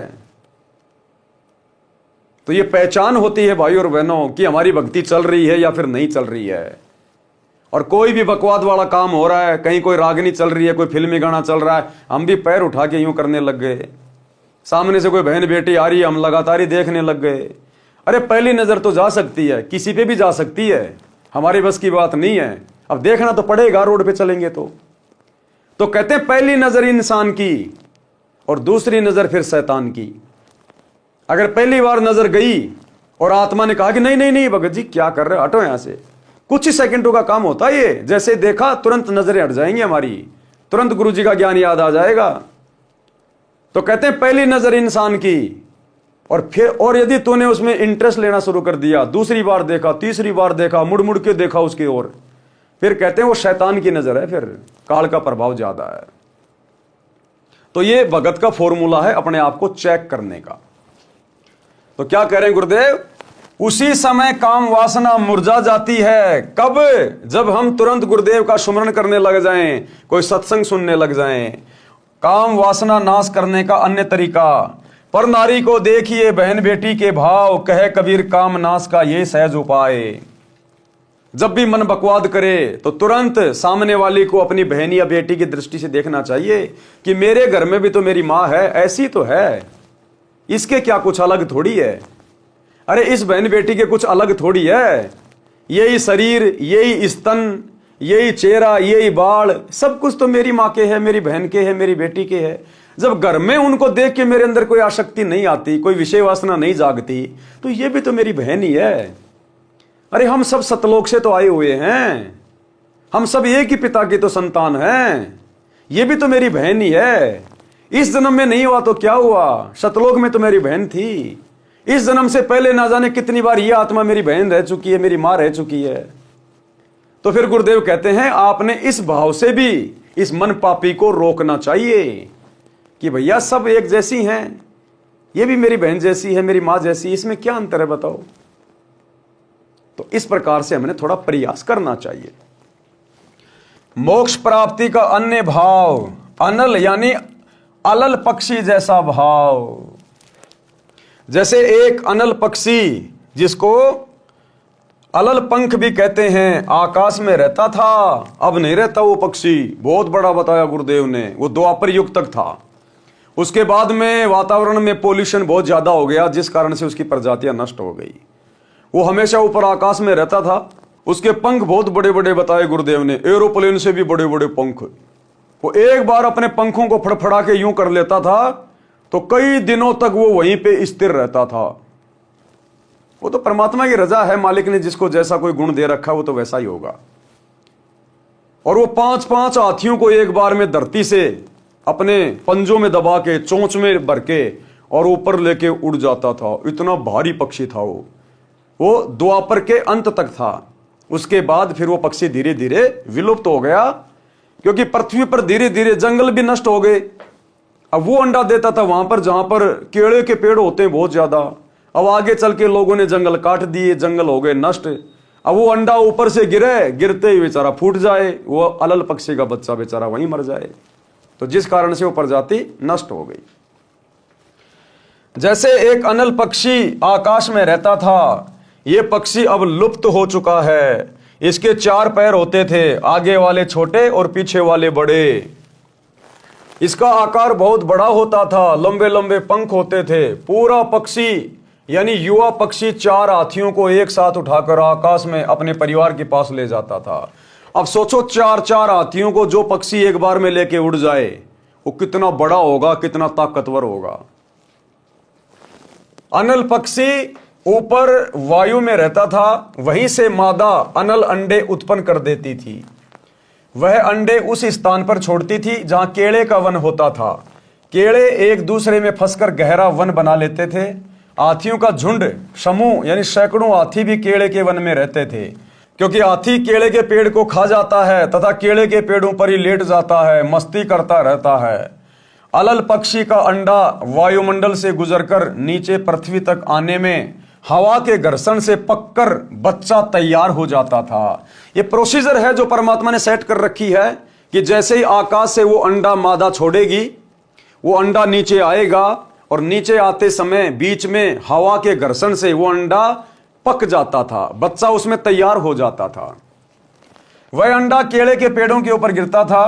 केले के पेड़ों की सघनता के कारण वह अंडा क्षतिग्रस्त नहीं होता था, अर्थात उसको कोई नुकसान नहीं पहुंचता था। केवल इतनी गति से केले के पेड़ों को तोड़कर पृथ्वी पर गिरता था कि अंडा फूट जाए। अंडे का आकार बहुत बड़ा होता था, उसका कवर भी सख्त मजबूत होता था। बच्चे के बचाव के लिए अंडे के कवर तथा बच्चे के बीच में गद्देदार पदार्थ होता था जो पृथ्वी के ऊपर गिरते समय बच्चे को चोट लगने से बचाता था। देखो, इस परमात्मा ने हर प्राणी की सुरक्षा का इंतजाम कर रखा है। ये बंदी छोड़ने हर प्राणी की। अनल पक्षी का बच्चा पृथ्वी पर अन्य पक्षियों के बच्चों के साथ रहता था। यानी परमात्मा हमें उदाहरण दे रहे हैं, भूलना नहीं चाहिए कि भगत ने कैसा होना चाहिए, मर्तक भगत के क्या लक्षण हैं। तो एक उदाहरण है अनल पक्षी के बच्चे का। अब वो बच्चा अपने माता पिता से ऊपर से नीचे आया। अब उस बच्चे को यह भी नहीं पता, क्योंकि अंडा तो नीचे आके फूटा, अब उसको तो यह भी नहीं पता तेरे माता पिता कौन है, कहां है, लेकिन ऑटोमेटिक उसका ध्यान ऊपर अपने माता पिता की तरफ रहता है। एक क्षण भी वो बच्चा ध्यान से दूर नहीं होता। वो बाकी जंगल में बाकी पक्षियों के साथ में खेलता है, रहता है, खाता है, लेकिन उसकी सुरती ऊपर रहती है कि ये मेरा देश नहीं है, ये मेरे रहने की जगह नहीं है, मुझे यहां नहीं रहना, मुझे एक दिन जाना है मेरे माता पिता के पास। वो जाने की तैयारी करता है, अच्छा खासा खाता है, पीता है, मजबूत हो जाता है, कई बार ऊपर तक उड़ उड़ के देखता है और अंत में लेके 4 हाथियों को और फिर उड़ जाता अपने माता पिता के पास। तो अब हमें सतगुरु ने आके समझा दिया कि बच्चों, तुम सतलोक से नीचे गिरे हो, तुम इस काललोक के नहीं हो, तुम सतलोक से नीचे गिरे हो। तुम्हारा परमात्मा कबीर भगवान है और अब तुम्हें आके जानकारी दे दी गई, सृष्टि रचना बता दी, तुम्हें रास्ता बता दिया है। अब बढ़िया से भक्ति की खुराक खाओ, मर्यादा मत तोड़ो और संसार से लगन मत लगाओ। यारी दोस्ती रिश्तेदारी में, घर परिवार के मोह ममता में मत पड़ो। जिस प्रकार वो अनल पक्षी का बच्चा पक्षियों में रहता है, खेलता है, खाता है, लेकिन उसकी सुरती ऊपर रहती है। वो उन दोस्तों के अंदर लगाव नहीं लगाता, उसका कोई मोह नहीं होता। उसको पता है कि ये मेरे साथी नहीं है, मुझे तो ऊपर जाना है, मेरे माता पिता ऊपर हैं। तो इसी प्रकार सतगुरु से ज्ञान लेने के बाद अब हमने ज्यादा लगाव संसार से नहीं रखना। अपने बेटा बेटी से, बच्चों से, पोता पोतियों से हमने विशेष मोह नहीं रखना, मोह ममता में नहीं पड़ना। हमारी सुरती, हमारा ध्यान पल पल ये होना चाहिए, मैंने तो सतलोक जाना है। गुरुजी क्या समझाते हैं, गुरुजी क्या समझाते हैं, अगर काल ने तुझे यहीं रख लिया तो बेटा फिर तू जन्म दर जन्म, जन्म दर जन्म यही धक्के खाता रहेगा, उलझा देगा।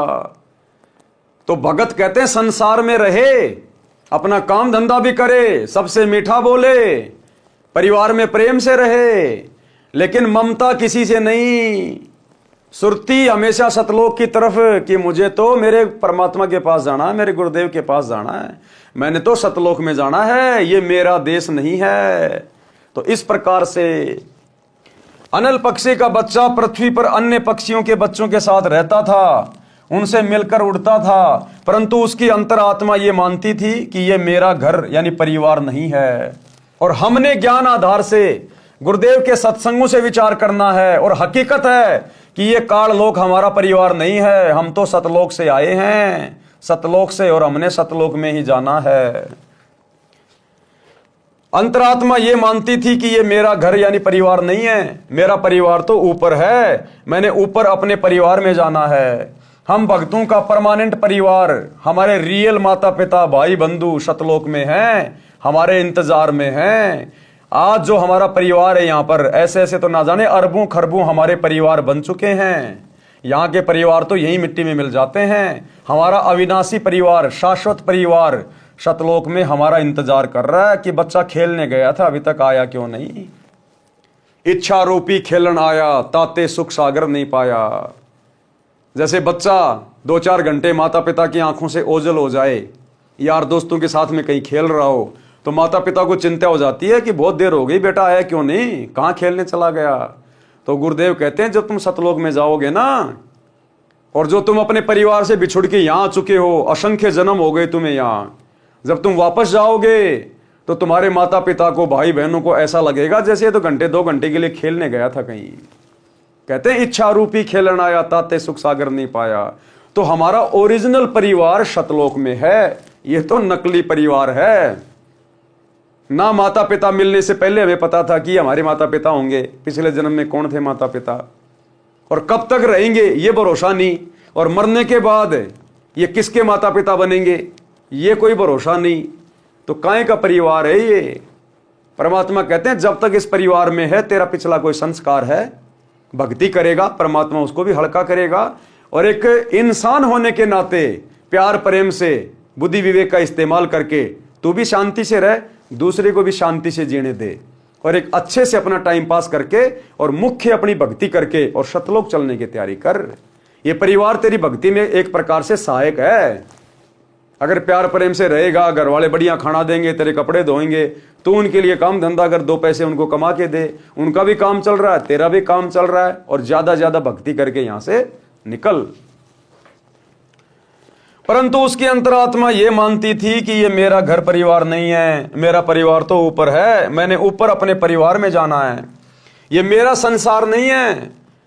वह जब युवा हो जाता है तो हाथियों के झुंड पर झपट्टा मारता था, 4 हाथियों को चारों पंजों से उठाता था तथा एक हाथी को चोंच से पकड़कर उड़ जाता था, अपने परिवार के पास चला जाता था, साथ में उनके लिए भोजन भी ले जाता था।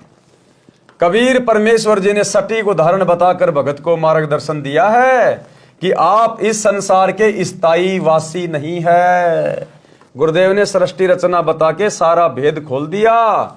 साहेब ने भेद दिया सब खोल अपनी सतलोक राजधानी का, कि बच्चों ये काल का 21 ब्रह्मांड तुम्हारा स्थायी घर नहीं है, ये तो जेल है, सतलोक की जेल। जो सतलोक में गलती करता है उसको यहाँ पर सजा मिलती है, इसलिए तुम यहाँ सजा भोगने के लिए आए हो, ये तो जेल है। और जेल में वो सुख, वो आनंद नहीं हो सकता जो घर में होता है। इसलिए अब अपने घर चलो सतलोक। आपको ये छोड़कर जाना है, आपका परिवार ऊपर सतलोक में है, आप इस पृथ्वी के ऊपर गिरे हो। तत्व ज्ञान प्राप्त भगत के मन की दशा उस अनल पक्षी के बच्चे जैसी होनी चाहिए।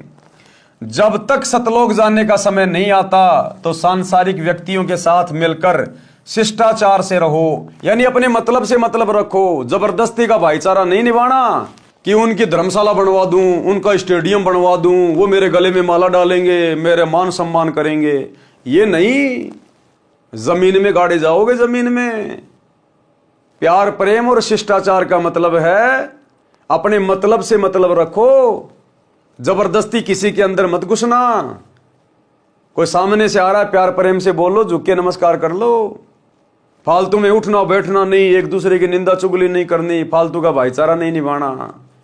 परमात्मा कहते हैं दुनिया से ती दोस्ती पड़े भजन में भंग, एका एकी राम से या साधु के संग। सुनिए कबीरा दुनिया से ती दोस्ती ओए भजन में भंगे, एका एकी राम से कै साधु के संगे। बिना सत्संगी के पास बैठने में भी आपको पाप लगेगा, आपका भजन भंग हो सकता है।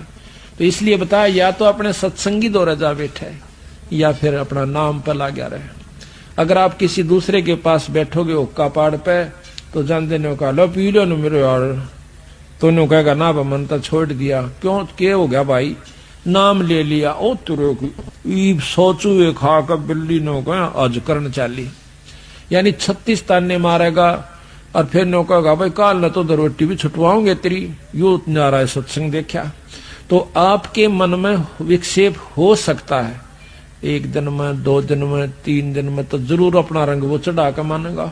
तो इस करके उड़ा बैठे नहीं उस दौरे रा अपना सत्साहिब कर उठ कर चलता बना।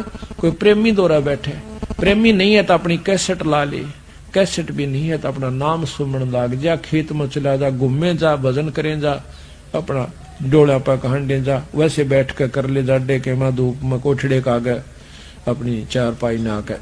तो कहते हैं कबीरा रसरी पाँव में के सोवै सुख चैन, यो श्वास नंगारा कूच का तेरा बाज रहा दिन रहने।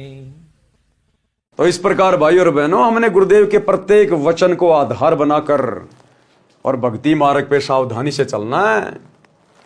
चलते समय इनमें कोई लगाव नहीं रहना चाहिए। अब चलते समय लगाव तो उस समय नहीं बनेगा जब हम जीते जी कोई विशेष लगाव नहीं बनाएंगे। कोई हमारा बेस्ट फ्रेंड नहीं होगा तो चलते समय बेस्ट फ्रेंड याद आएगा नहीं। भगत का कोई फ्रेंड होता ही नहीं। बच्चों में, बेटा बेटी में, पोता पोतियों में हमारा कोई विशेष मोह ममता नहीं होगी तो चलते समय कोई विशेष लगाव बनेगा नहीं। और बेटा बेटियों में उलझा रहा, उनको मास्टर हेडमास्टर बनाने की चिंता में लगा रहा, पोता पोतियों को चिपका के रहता है छाती से 24 घंटे, हाय मेरा लल्ला, हाय मेरा पिल्ला। भाई वो लल्ला पिल्ला अंत समय में यहीं पे उलझा के रख लेंगे। तेरी जिम्मेदारी है बुढ़ापे में उनको खिला, धूप में बैठ के आराम से। अब खिलाएगा नहीं तो तेरे को टुकड़े नहीं मिलेंगे, तो बस उनको खिला, वो मजदूरी कर, नौकरी कर, उनको चुम्मा चाटी ज्यादा मत कर, आवश्यकता से ज्यादा उनको सिर पे मत चढ़ा। ये लल्ला पिल्ला अंत में यही रोक के रख लेंगे। तो परमात्मा कहते हैं अपनी जिम्मेदारियों तक सीमित रहो, बाकी अपना सुरती अपने परमात्मा में रखो। चलते समय इनमें कोई लगाव नहीं रहना चाहिए। अपनी नाम सुमरण की कमाई तथा पुण्य धर्म की कमाई साथ लेकर उड़ जाना है। अपने परिवार के पास अपने निज घर सतलोक में जाना है। अनुराग सागर के पेज नंबर 152 का सारांश। इस पृष्ठ पर परमेश्वर ने शरीर के अंदर का गुप्त भेद बताया है। इस मानव शरीर में 72 नाड़ियां हैं, उनमें 3 ईड़ा, पिंगला, सुषमना मुख्य है, फिर एक विशेष नाड़ी है ब्रह्मरंध्र। परमेश्वर कबीर जी ने बताया है कि धर्मदास मन ही ज्योति निरंजन है। सारी बकवाद कौन करवाता है? मन। ये मन ही काल है, मन ही ज्योति निरंजन है और मन के ऊपर कंट्रोल हो, यही सतगुरु चाहते हैं कि हम अपने मन पे कंट्रोल करें।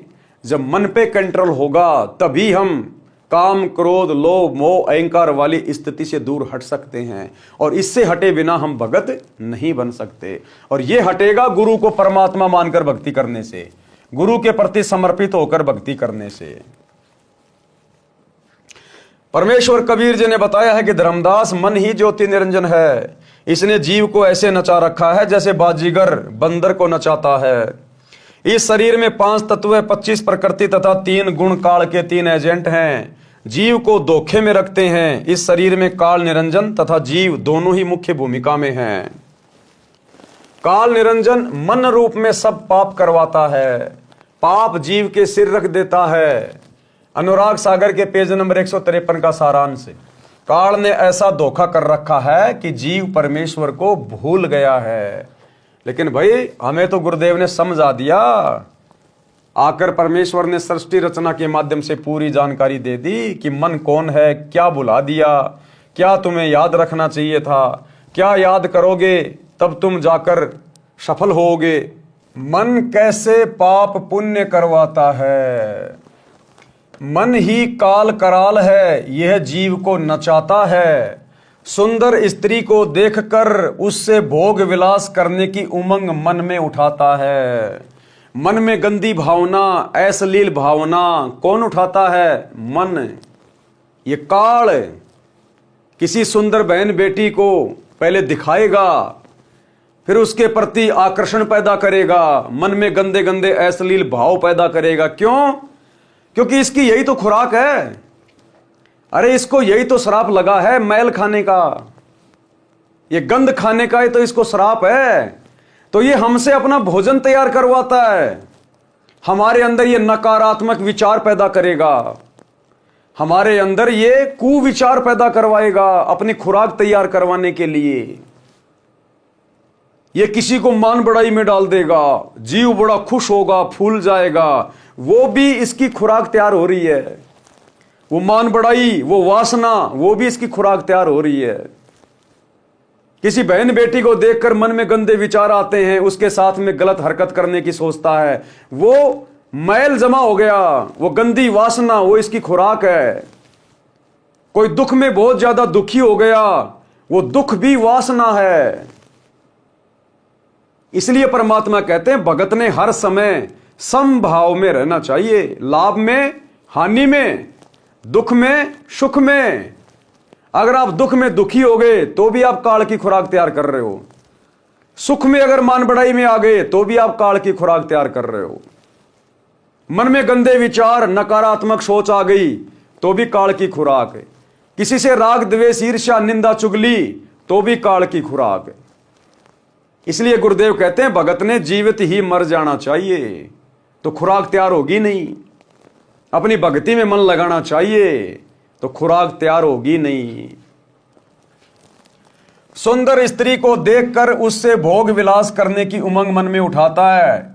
स्त्री भोग कर आनंद मन यानी काल निरंजन ने ले लिया, पाप जीव के सिर रख दिया।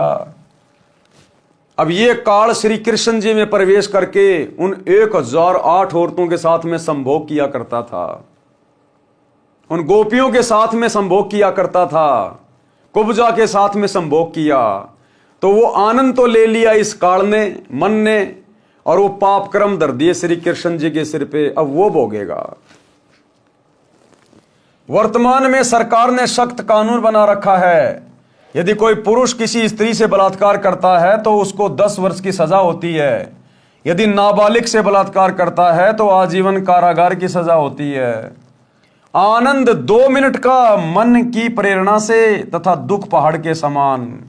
इसलिए पहले ही मन को ज्ञान की लगाम से रोकना हितकारी है। लेकिन भाई कोई कितनी बात बना लो, ये मन रुकेगा सतगुरु रामपाल जी की भक्ति से। दूसरा भाई चाहे ब्रह्मा विष्णु महेश की गोद में जाके बैठ जाना, उनका बेचारों का खुद का मन ही उनके वश में नहीं है। तुम्हारा मन कहां से शांत कर देंगे? ये मन रुकेगा उसकी शरण में जाने से जो मन के अधीन नहीं है। मन जिसका गुलाम है, तो ये मन सतगुरु रामपाल जी भगवान का गुलाम है, उसका नौकर है। इस समर्थ की शरण में आने से इस मन के ऊपर अंकुश लगता है। अनुराग सागर के पेज नंबर 154 का सारांश है। पराये धन को देखकर मन उसे हड़पने की प्रेरणा करता है, चोरी करके जीव को दंड दिलाता है, पर निंदा पर धन हड़पना ये पाप है। काल इसी तरह जीव को कर्मों के बंधन में फंसा कर रखता है। संत से विरोध तथा गुरुद्रोह ये मन रूप से काल ही करवाता है, जो घोर अपराध है। निरंजन चरित्र काल का जाल। परमेश्वर कबीर जी ने बताया है कि धर्मदास, मैं तेरे को धर्म यानी धर्मराय काल का जाल समझाता हूं। काल निरंजन ने श्री कृष्ण में प्रवेश करके गीता का ज्ञान दिया, उसको कर्म योग उत्तम बताकर युद्ध करवाया, ज्ञान योग से उसको भ्रमित किया। अर्जुन तो पहले ही नेक भाषा बोल रहा था, जो ज्ञान था, कह रहा था कि युद्ध करके अपने ही कुल के भतीजे, भाई, साले, ससुर, चाचे, ताऊ को मारने से अच्छा तो भीख मांगकर निर्वाह कर लेंगे। मुझे ऐसे राज्य की आवश्यकता नहीं जो पाप से प्राप्त हो। उसको डरा धमकाकर युद्ध करवाकर नरक का भागी बना दिया। ज्ञान योग का बहाना कर कर्म योग पर जोर देकर महापाप करा दिया। अनुराग सागर के पेज नंबर 155 का सारांश। धर्मदास जी ने प्रश्न किया कि हे प्रभु, आपने काल जाल समझाया, अब ये बताने की कृपया करें कि जीव को आपकी प्राप्ति के लिए क्या करना चाहिए। कि हे परमात्मा, हे गुरुदेव, आपने काल का जाल तो समझा दिया कि ये कैसे कैसे मन के माध्यम से जीव को ठगता है।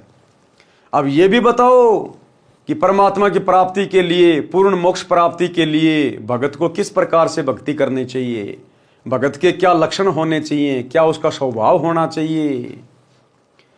सतगुरु कबीर जी वचन। तो गुरुदेव भगवान ने क्या बताया? भगत के 16 गुण अर्थात आभूषण, रियल आभूषण, रियल गहने वो हैं जो गुरुदेव अब भगत के 16 गुण बताने जा रहे हैं। हमने उन गुणों को अपने ऊपर धारण करना है। वो हमारे रियल आभूषण हैं। ये सोने चांदी के आभूषणों से हमारा काम नहीं बनेगा, उल्टी हमारी बात बिगड़ जाएगी। जो रियल आभूषण हैं हमने उनको धारण करना है। परमेश्वर कबीर जी ने कहा कि हे धर्मदास, भवसागर यानी काल लोक से निकलने के लिए भक्ति की शक्ति की आवश्यकता होती है। परमात्मा प्राप्ति के लिए जीव में 16 लक्षण अनिवार्य हैं। 16 लक्षण अनिवार्य हैं अगर मोक्ष प्राप्त करना है तो। अब ये 16 लक्षण क्या हैं, 16 आभूषण क्या हैं जो अनिवार्य बता दिए, यानी कंपलसरी हैं। इनके बिना बात बनेगी नहीं। इनको आत्मा के 16 श्रृंगार भी कहा जाता है। नंबर 1 ज्ञान, विवेक, सत्य, संतोष, प्रेम भाव, धीरज, निर्शोधा, दया, अक्षमा, शील, निष्कर्मा, त्याग, वैराग, शांति निज धर्मा, भक्ति कर निज जीव उबारे, मित्र सम सबको चित धारे। भावार्थ, परमात्मा प्राप्ति के लिए भगत में कुछ लक्षण विशेष होने चाहिए। ये 16 आभूषण अनिवार्य हैं। नंबर 1 तत्व ज्ञान। तत्व ज्ञान यानी गुरुदेव भगवान के द्वारा दिए गए ज्ञान को उनकी मर्यादा में रहकर अपने ऊपर धारण करे, उसका अनुसरण करे, गुरुदेव की प्रत्येक आज्ञा में चले, सांसारिक भाव में ना चले। विवेक, उस ज्ञान को अपने ऊपर उसी समय धारण कर पाएंगे जब हम बुद्धि विवेक का इस्तेमाल करेंगे, सोच समझ कर चलेंगे, मन की चाल को समझेंगे। मेरा हित कहां है, मेरा अहित कहां है, तो हमने विवेक को भी साथ साथ में रखना है। सत्य भाषण, परमात्मा के दिए में संतोष करें, परमात्मा के दिए में संतोष करें। पर धन और पर नारी को जहर के समान समझें। गुरुदेव कह रहे हैं पर धन और पर नारी को जहर के समान समझें। जैसा गुरुदेव ने आपको परिवार दे दिया, जैसा आपको रोजगार दे दिया, जैसा आपको शरीर दे दिया, जैसा आपको रूप दे दिया, जैसे आपको बेटा बेटी दे दिए, कहते हैं उन्हीं में संतोष करो। दूसरे की देखा देखी अपने आप को असंतुष्ट मत करना। जो तेरे भाग्य में है वही दिया तुझे परमात्मा ने, तेरे साथ कोई धोखा नहीं किया। और उसको परमेश्वर की इच्छा जाने, प्रेम भाव से भक्ति करें तथा अन्य से भी मीठी भाषा में बात करें। धैर्य रखें, सतगुरु ने जो ज्ञान दिया है उसकी सफलता के लिए हौसला रखें, फल की जल्दबाजी ना करें। पिछले से पिछले वीडियो में परमात्मा ने धैर्य और विश्वास के ऊपर कितनी बढ़िया बढ़िया बातें लिखी हैं जो आप लोगों को समझाई गई। तो परमात्मा कहते हैं भक्ति लेने के बाद में भगत को धैर्य रखना चाहिए, फल की जल्दबाजी नहीं करनी चाहिए। परमात्मा अंतर्यामी है, सब कुछ देख रहा है। जैसी भक्ति करोगे, जैसा मर्यादा निभाओगे, वैसा ही तुम्हें रिजल्ट गुरुदेव देते रहेंगे। किसी के साथ दगा यानी धोखा नहीं करें, दया भाव रखें। भगत तथा संत का आभूषण क्षमा भी होता है। अगर कोई हमें उल्टी सीधी बात बोल दे, ओछी मंदी बात बोल दे, नाराज होके 2 थप्पड़ मार दे, तो हमने उसको क्षमा कर देना चाहिए। उसके प्रति मन में कोई राग द्वेष नहीं रखना चाहिए। शत्रु को भी क्षमा कर देना चाहिए, क्योंकि भगत का कोई शत्रु है ही नहीं। और अगर भक्ति में आने के बाद भी हम किसी को अपना शत्रु समझेंगे या अपना कोई विशेष कोई मित्र समझेंगे, तो भी हम भगत नहीं है, तो भी हमारी बात नहीं बनेगी। परमात्मा कहते हैं एक शत्रु एक मित्र है, भूल पड़ी रे प्राणी, और यम की नगरी जाएगा शब्द हमारा मानी। अगर तूने यहां किसी से विशेष यारी दोस्ती रखी, अगर भगत ने यह कह दिया कि ये मेरा बेस्ट फ्रेंड है, ये मेरा परम मित्र है, वो गया काम से। अगर कोई भगत का यहां पर कोई शत्रु मिला, गया काम से। हां, यदि कोई जानबूझ के भगत को अपना शत्रु मान रहा तो लाख बार माने, उसमें भगत का कुछ नहीं बिगड़ेगा। लेकिन भगत ने किसी को शत्रु भाव से नहीं देखना। तो कहते हैं एक शत्रु एक मित्र है, भूल पड़ी रे प्राण, और यम की नगरी जाएगा शब्द हमारा मान। शत्रु को भी क्षमा कर देना चाहिए, शील स्वभाव होना चाहिए, भक्ति को निष्काम भाव से करे। यानी गुरुदेव का सुमरण कर रहे हैं, सत्संग सुन रहे हैं, तो मन में कोई इच्छा नहीं होनी चाहिए, कोई सांसारिक डिमांड नहीं होनी चाहिए कि बेटा हो जाए, पोता हो जाए, छोरा नौकरी लग जाए, बड़ा मकान मिल जाए, एक गुरुजी मुझे गाड़ी मिल जाए। निष्काम भाव से भक्ति करे, बिना किसी लाग लपेट के, बिना किसी इच्छा के। सतगुरु अंतर्यामी है, जिस चीज की आवश्यकता होगी तेरे भाव देख के अवश्य देगा। तो कहते हैं निष्काम भाव से जब लग भक्ति सकामना, सकामना यानी इच्छाओं के साथ यदि आप भक्ति कर रहे हो तो आपकी भक्ति वही नष्ट होती रहेगी। तो कहते हैं जब तक भक्ति सकामना तब लग निष्फल सेव, तेरी पूजा पाठ बेकार। और कहे कबीर वे क्यों मिले निष्कामी निष्देव, वो परमात्मा तो निष्काम भक्ति से मिलता है, और जो मन में कोई इच्छा करके भक्ति कर रहा है तो उसको परमात्मा नहीं मिलेगा। भक्ति को निष्काम भाव से करे, सांसारिक लाभ प्राप्ति के मकसद से ना करे। त्याग की भावना बहुत अनिवार्य है। वैराग होना चाहिए, किसमें? संसार के प्रति वैराग होना चाहिए, सांसारिक नश्वर वस्तुओं के प्रति वैराग होना चाहिए, काम क्रोध मोह लोभ अहंकार के प्रति वैराग होना चाहिए। संसार को असार तथा अपने जीवन को अस्थायी जानकर परमात्मा के प्रति विशेष लगाव होना मोक्ष में अति आवश्यक है। संसार को असार यानी ये 21 ब्रह्मांड, यहाँ के झूठे सुख, राजपाट, धन दौलत, ऐशो आराम जो हमें दिखाई दे रहे हैं, ये केवल एक धोखा है। तो कहते हैं संसार को असार तथा अपने जीवन को अस्थायी जानकर कि भैया सदा नहीं रहेगा, अमर नहीं है। सतयुग में जिनकी लाखों लाखों साल की उम्र थी वो भी ना जाने कितनी बार मर लिए। देवताओं की कितनी लंबी उम्र है, वो भी मरते रहते हैं। तो अपने जीवन को अस्थायी समझकर कि भैया देख मरना तो है, ये शरीर मिल गया। अब भगवान ने जितनी भी इसकी आयु निश्चित की है जिस भी युग के हिसाब से, अब इस कलयुग में 100 साल की आयु निश्चित कर रखी है, लेकिन अपने कर्मों के कारण, भक्ति ना करने के कारण, उल्टा सीधा खाने पीने के कारण इंसान अकाल मौत मर जाता है, क्योंकि वो उसके स्वतंत्र कर्म होते हैं। अन्यथा भगवान ने तो 100 साल की उम्र फिक्स कर रखी है। या जिसने कोई पिछले जन्म में ज्यादा ही कुकर्म कर रखे हैं तो भैया वो फिर अकाल मौत मरता है। अन्यथा भगवान ने तो कलयुग में 100 साल की उम्र रखी हुई है वर्तमान समय में। तो कहने का मतलब है अपने जीवन को अस्थायी समझकर कि जाना तो पड़ेगा। चलो तू 100 साल भी जी लिया, फिर भी शरीर तो छूटेगा, और शरीर छूटेगा तो ये परिवार भी छूटेगा, ये बेटा बेटी भी छूटेंगे, धन दौलत भी छूटेगी, यानी मरना तो है। अब जब मरना ही है तो क्यों ना सतलोक वाली भक्ति कर ले। अरे मर के भाई नरक में भी जाना पड़ेगा, स्वर्ग में भी जाना पड़ेगा, जैसे तूने कर्म को कर्म किए हैं। तो मरना तो है और मरने के बाद आगे भी जाना है, तो क्यों ना फिर सतलोक वाली भक्ति कर लें। जब मरना भी है, मरने के बाद आगे भी जाना है, तो क्यों ना अपना अगला ठिकाना सुधार लें, अपना अगला जन्म तो सुधार लें। जब मरना ही है तो क्यों ना फिर सतलोक वाली भक्ति करें। हमारा कोई ठिकाना तो होगा, कोई जगह तो होगी हमारी। और बाकी वैसे भी मरना भाई, वैसे मर के नरक में जाएगा, 84 लाख योनियों में जाएगा। तो जब इन बातों का पता चल गया कि यहां पर परमानेंट ना कोई रहा ना कोई रहेगा, तो क्यों ना आगे के ठिकाने की तैयारी करें जो सतगुरु ने आके बता दिया।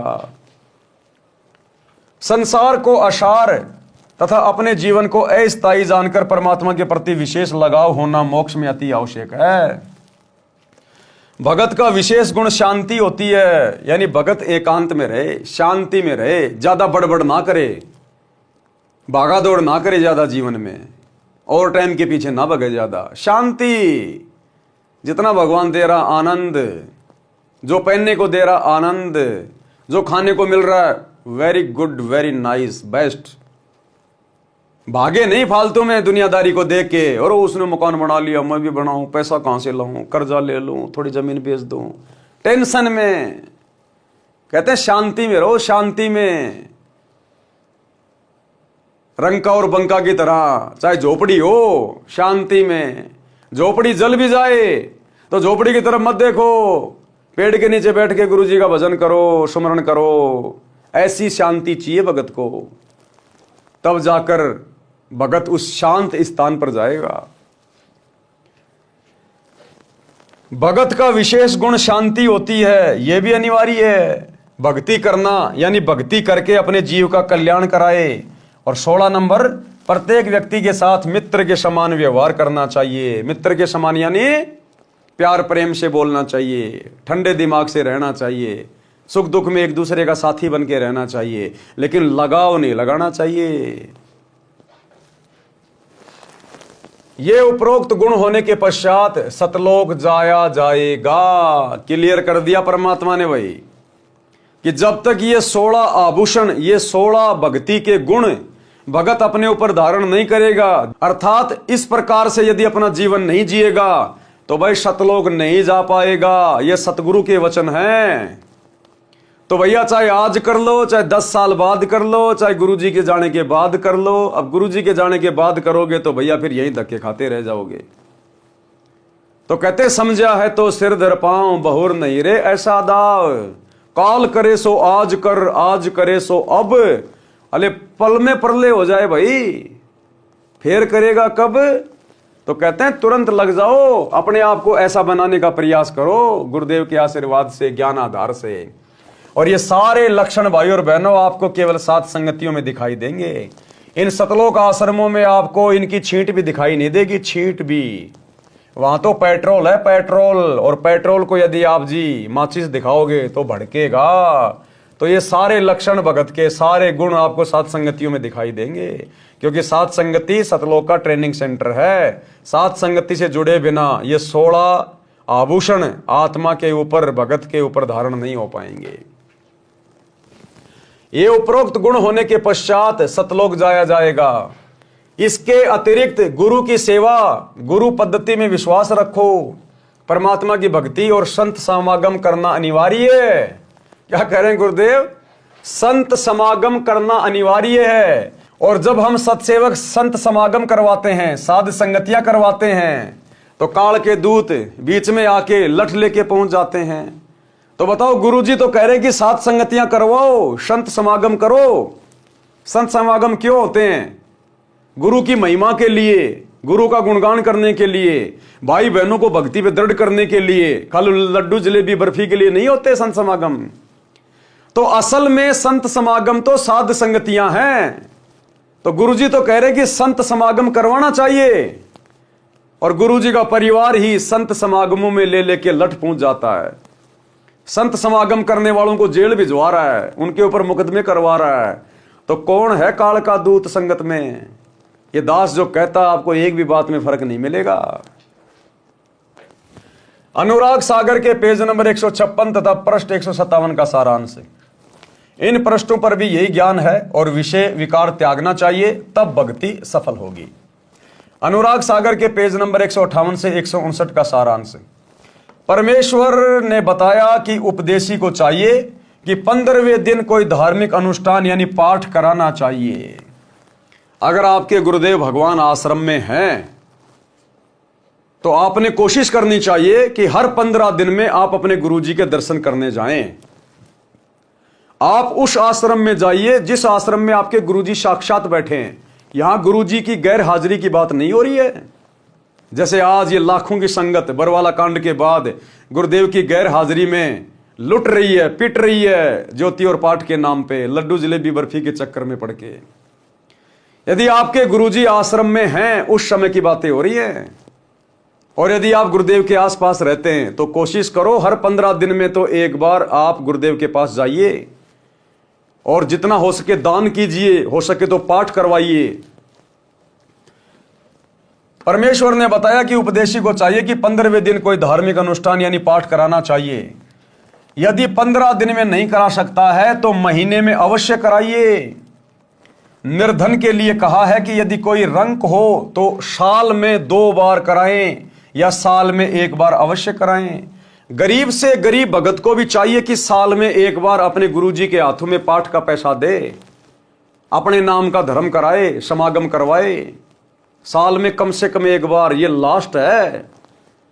अगर साल में 5 करवाते हो, 10 करवाते हो, 12 करवाते हो, 25 करवाते हो, वो तो तुम्हारे ऊपर है। चाहे दिन में रोज कराओ, लेकिन अंतिम सीमा बताई गुरुदेव ने। चाहे कोई कितना गरीब, कितना भिखारी क्यों ना हो, अपने खर्चे वर्चे सीमित करके भले 1 टाइम की रोटी खानी पड़े, लेकिन अपने गुरुजी को साल में 1 पाठ जरूर करवाना चाहिए।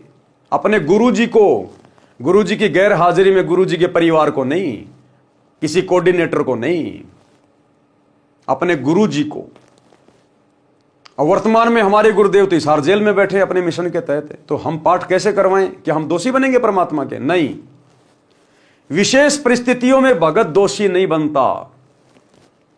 हम तो चाहते हैं पाठ करवाना, अपने गुरुजी के दर्शन करना, लेकिन मजबूरी है, हमारे गुरुदेव हिसार जेल में बैठे अपने मिशन के तहत। तो ऐसे में भगत को दोष नहीं लगता।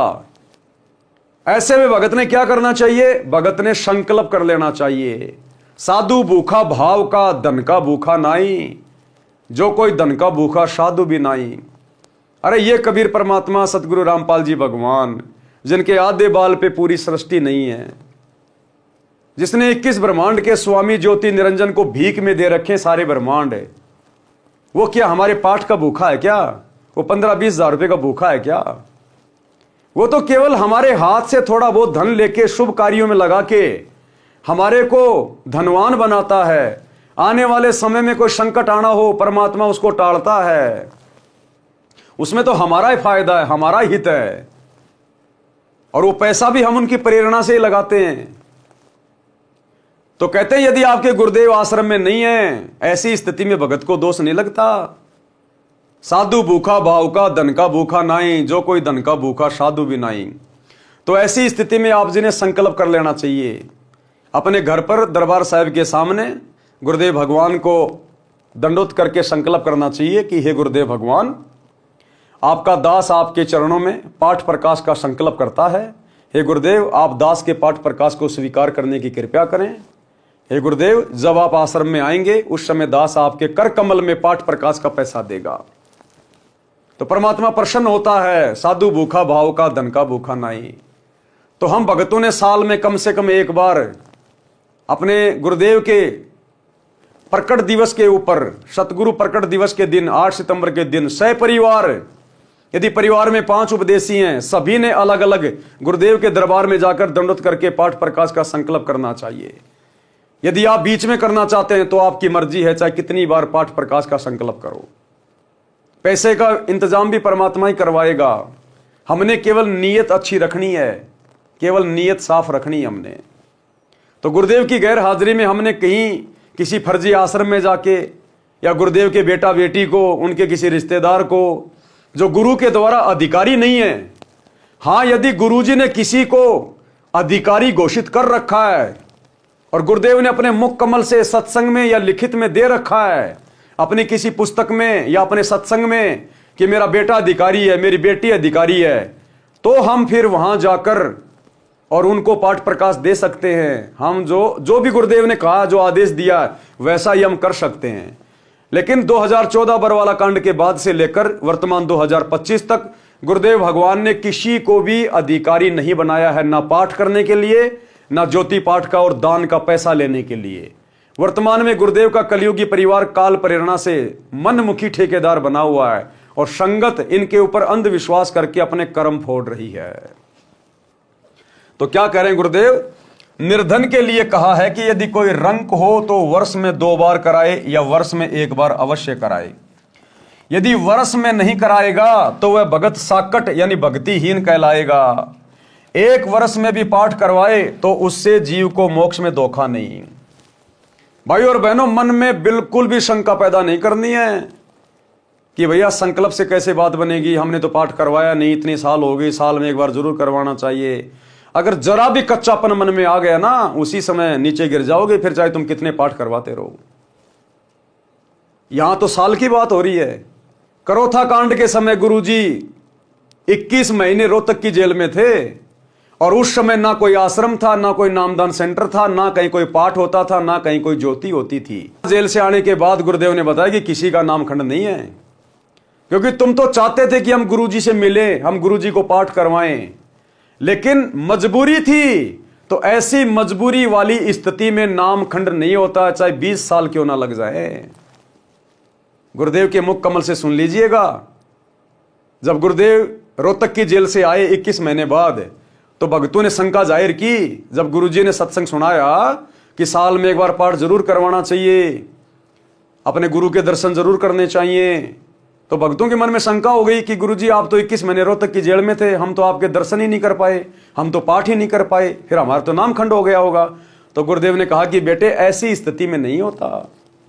ऐसी स्थिति में, मजबूरी वाली स्थिति में, चाहे 20 साल आप अपने गुरु से दूर रहो, ऐसी स्थिति में नामखंड नहीं होता, कोई दोष नहीं होता। सुनिए छोटा सा सत्संग।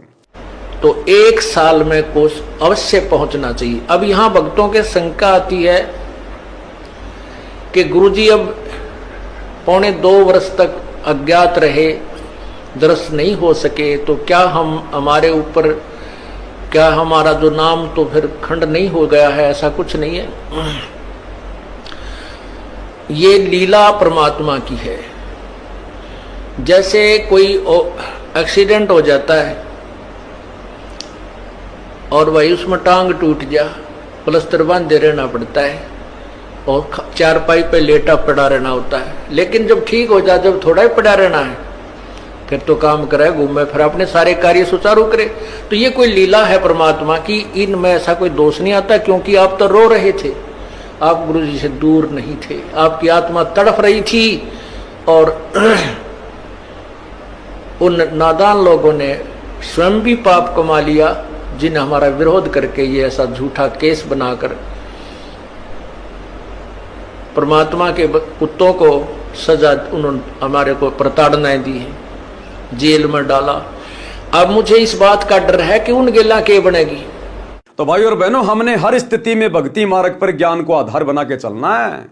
अपने कोऑर्डिनेटर के कहने से, गुरुजी के बेटा बेटी के कहने से, कोई पीला पर्चा निकाल देने से हमने झुकना नहीं है। ये काल हर प्रकार से षड्यंत्र कर रहा है। इस समय ये परीक्षा का समय चल रहा है और सतगुरु बैठकर परीक्षा ले रहा है कि कितने भक्तों ने मेरे ज्ञान को आधार बनाया है और कितने अभी भी गांधारी की तरह आंखों पे काली पट्टी बांध के चल रहे हैं। कबीर नाम श्रद्धा से जपें, कबीर नाम श्रद्धा से जपें। कौन सा ये कबीर नाम? जो कबीर परमात्मा सतगुरु रामपाल जी ने हमें जो दीक्षा दे दी है वो है कबीर नाम। कबीर नाम श्रद्धा से जपें, यानी गर्व के साथ कबीर जी का नाम लें। शर्म नहीं करें कि यह भी कोई परमात्मा का नाम है। ऐसे कहने वालों से डरे नहीं, शर्मावे नहीं। इनके साथ साथ तेरा धर्मदास का नाम भी आदर से कहे। भावार्थ है कि आदरणीय धर्मदास के साथ परमात्मा रहे, उनको सतलोक लेकर गए, अपना यथार्थ परिचय दिया। धर्मदास जी ने अपनी आंखों देखा, कानों परमेश्वर से सुना। आध्यात्मिक ज्ञान कबीर सागर, कबीर वाणी, कबीर बीजक, कबीर शब्दावली को लिखकर मानव समाज पर महान उपकार किया है। इसलिए धर्मदास जी की महिमा भी करनी चाहिए। महिमा का मतलब धर्मदास जी का नाम आदर सत्कार से लेना चाहिए, बस इतना ही। हम पिछली पीढ़ी वालों ने और किसी की महिमा नहीं करनी फालतू की, क्योंकि परमात्मा तो सबको आदर देंगे, सबको सम्मान देंगे। ये परमात्मा है भाई, इनकी बात अलग है, इनके ऊपर कोई नियम लागू नहीं है। लेकिन हम भगत है, हमारे ऊपर नियम लागू है। हम महिमा केवल अपने गुरु की कर सकते हैं, किसी और की नहीं। बाकी धर्मदास की कथा है, मीराबाई की कथा है, वो कथा पढ़ना एक अलग बात है, लेकिन वैसे हमने महिमा केवल अपने गुरु की करनी है। भगत को चाहिए कि भक्ति साधना तथा मर्यादा का पालन अंतिम श्वास तक करे। क्या? भक्ति साधना, यानी जो नाम, जो तीनों समय की आरती जो गुरुदेव ने दे दी, वो अंतिम श्वास तक करनी है, किसी के दबाव में आके छोड़नी नहीं है। और मर्यादा का पालन, ये सबसे इंपॉर्टेंट है। मर्यादा, मर्यादा बिना भक्ति किसी काम की नहीं, चाहे लाख माला फेर ले। और मर्यादा का पालन अंतिम श्वास तक करें। और ये काल मर्यादा में नहीं रहने देगा, ये मर्यादा ही तोड़वाता है। इसका यही काम है काल का, और कोई काम नहीं है। और वर्तमान में 2014 बरवाला कांड के बाद से इसने लाखों की संगत की, जो सतलोक आश्रमों से जुड़े, सबकी मर्यादा खंडित करवा रखी है। केवल सत्सेवकों के ऊपर गुरु आशीर्वाद से इस मन का दाव नहीं चला, इस काल का दाव नहीं लगा। बाकी सबकी मर्यादा खंडित है, सबके टायर फूटे हुए हैं। जैसे सूरवीर युद्ध के मैदान में या तो मार देता है या स्वयं वीर गति को प्राप्त हो जाता है, वह पीछे कदम नहीं हटाता। संत तथा भगत का रण क्षेत्र भक्ति मंत्र जाप तथा मर्यादा है। जो शिष्य गुरु से विमुख हो जाता है, नाम खंडित कर देता है, तो स्वाभाविक ही वह गुरु में कुछ दोष निकालेगा, जिस कारण से नरक में, अग्निकुंड में गिरेगा। यदि गुरु विमुख होकर भक्ति छोड़ देता है तो उसको भी बहुत हानि होती है। उदाहरण, जैसे इन्वर्टर को चार्जिंग पर लगा रखा है, वह चार्ज हो रहा है। यदि बीच में चार्जर निकाल लिया जाए तो वह इन्वर्टर जितना चार्ज हो गया था उतनी देर लाभ देगा। फिर अचानक सर्व सुविधाएं बंद हो जाएंगी। इसी प्रकार उस शिष्य की दशा जाने। गुरु शरण में रहकर मर्यादा में रहते हुए जितने दिन भक्ति की वह शक्ति आत्मा में जमा हो गई। सतलोक आश्रम मैनेजमेंट हरियाणा से जुड़े हुए भाई बहन ध्यान से सुन ले भाई। गुरुदेव का परिवार, उनके बेटा बेटी भाई बंधु रिश्तेदार ध्यान से सुन लो भाई। कोऑर्डिनेटर ध्यान से सुन लो भाई। तुम्हारी भक्ति नहीं चल रही है। जितने दिन तुमने गुरु जी की शरण में रहकर मर्यादा में रहकर भक्ति की, केवल तुम्हारी बैटरी चल रही है। बैटरी वर्तमान में तुम सबके नाम खंडित हैं और ये बैटरी कब तक चलेगी? जिस दिन तुम्हारा चार्जर खत्म, तुम्हारी बैटरी डिस्चार्ज, उल्टे दिन शुरू। गुरु शरण में रहकर मर्यादा में रहते हुए जितने दिन भक्ति की वह शक्ति आत्मा में जमा हो गई, उतनी आत्मा चार्ज हो गई। जिस दिन गुरु जी से विमुख हो गया और गुरु जी की जिस दिन मर्यादा टूट गई उसी दिन गुरु विमुख हो गया। उसी दिन से भक्ति की शक्ति आनी बंद हो जाएगी। यदि गुरु विमुख, गुरु से विरोध करके गुरु त्याग देना होकर भी उसी गुरु द्वारा बताई गई साधना मंत्र आदि करता है तो कोई लाभ नहीं होता। जैसे बिजली का कनेक्शन कट जाने के पश्चात पंखे, मोटर, बल्ब के स्विच बटन दबाते रहो, न पंखा चलेगा न बल्ब जलेगा। यही दशा गुरु विमुख साधक की होगी, फिर नरक का भागी होगा। कबीर परमेश्वर जी ने कहा है कि कबीर मानुष जन्म पाए कर खोवे, सतगुरु विमुखा युग युग रोवे। कबीर गुरु विमुख जीव कभू न बचे, अग्नि कुंड में जर जर नाचे। कोटि जन्म विषधर को पावे, सरप के पाएगा करोड़ों जन्म। कोटि जन्म सरप को पावे, विष ज्वाला सही जन्म गमावे। बिष्टा टट्टी माही कीड़ा जन्म धरी, कोटि जन्म नरक ही पढ़ी। भावार्थ, गुरु को त्याग देने वाला जीव बिल्कुल नहीं बचेगा। भाई जो गुरु को परमानेंट ही छोड़ के चला गया उसका तो धरती पे क्या, कहीं किस ब्रह्मांड में ठिकाना नहीं है। कहीं भी नरक स्थान पर अग्नि के कुंडों में जल बल यानी उबल उबल कर कष्ट पाएगा, वहां अग्नि के कष्ट से नाचेगा यानी उछल उछल कर अग्नि में गिरेगा। फिर करोड़ों जन्म विषधर यानी सांप की जूनी शरीर प्राप्त करेगा। सर्प के अंदर के विष की गर्मी बहुत परेशान करती है। गर्मी के मौसम में सर्प उस विष की उष्णता से बचने के लिए, शीतलता प्राप्त करने के लिए चंदन के पेड़ के ऊपर लिपटे रहते हैं। फिर वही गुरु विमुख यानी गुरुद्रोही बिष्टा टट्टी गुहा में कीड़े का जन्म प्राप्त करता है। इस प्रकार गुरु से दूर गया प्राणी महाकष्ट उठाता है। तो भाई कभी शौपन में भी मत सोचना अपने गुरु जी से दूर होने की, अपने परमात्मा सतगुरु रामपाल जी से विमुख होने की कभी शौपन में भी मत सोचना, मर्यादा तोड़ने की। इस प्रकार गुरु से दूर गया प्राणी महाकष्ट उठाता है। आज भाई अपने परिवार का कष्ट उठा लो, अपने माता पिता की गालियां खा लो, दो चार डुक्का मुक्की खा लो, लोगों की बातें सुन लो, इसमें भी हमारा फायदा है। अगर दबाव में आकर, लोक लाज में आकर, मर्यादा तोड़कर गुरु से दूर हट गए तो भाई लैट्रीन में कीड़े बनेंगे। फिर वो कष्ट बहुत भयंकर होगा, करोड़ों जन्म सांप के पाएंगे, वो कष्ट फिर सहा नहीं जाएगा। आज तो सहन कर लेंगे दो चार थप्पड़ मुक्के, लेकिन फिर अगर आज गुरु जी से विमुख हो गए तो आगे के जन्म क्या होंगे, 84 लाख योनियां, वो सहन नहीं हो पाएगा फिर। इस प्रकार गुरु से दूर गया प्राणी महाकष्ट उठाता है। यदि गुरु नकली है तो उसको त्याग कर पूर्ण गुरु की शरण में चले जाने से कोई पाप नहीं लगता। कबीर गुरु दयाल तो पुरुष दयाल, क्योंकि गुरु खुद ही पुरुष होता है, इसलिए गुरु दयाल तो पुरुष दयाल, यानी गुरु राजी तो परमात्मा राजी। क्यों? क्योंकि गुरु स्वयं ही परमात्मा होता है। कबीर गुरु दयाल तो पुरुष दयाल, जे ही गुरु व्रत छुए नहीं काल, ऐसे भगत को काल छू भी नहीं सकता। भावार्थ, हे धर्मदास, यदि गुरु शिष्य के प्रति दयाल है, यानी गुरु के दिल में शिष्य की अच्छी छवि है, मर्यादा में रहता है, तो परमात्मा भी उस भगत के ऊपर प्रसन्न है। अन्यथा उपरोक्त कष्ट शिष्य को भोगने पड़ेंगे। पृष्ठ 160 का सारांश। इस पृष्ठ पर कुछ गुरु महिमा है तथा कोयल की चाणक्य नीति का ज्ञान है। काल का जीव सतगुरु ज्ञान नहीं मानता। अब काल का जीव सतगुरु का ज्ञान कैसे नहीं मानता, लगेगा भक्ति कर रहा है और सारी मर्यादा तोड़ के रहता है, गुरु के आगे भक्ति का दिखावा करेगा, पीछे से सारे काम वो ही करेगा। तो काल का जीव किस प्रकार से गुरु की भक्ति पे नहीं लगता, गुरु की बात नहीं मानता, इस विषय पर हम कल रात्रि 8 बजे आगे के वीडियो में समझेंगे। तब तक गुरुदेव भगवान हम सबको आज्ञा दे, इजाजत दे, आशीर्वाद दे। बंदी छोड़ सतगुरु रामपाल जी भगवान की जय हो।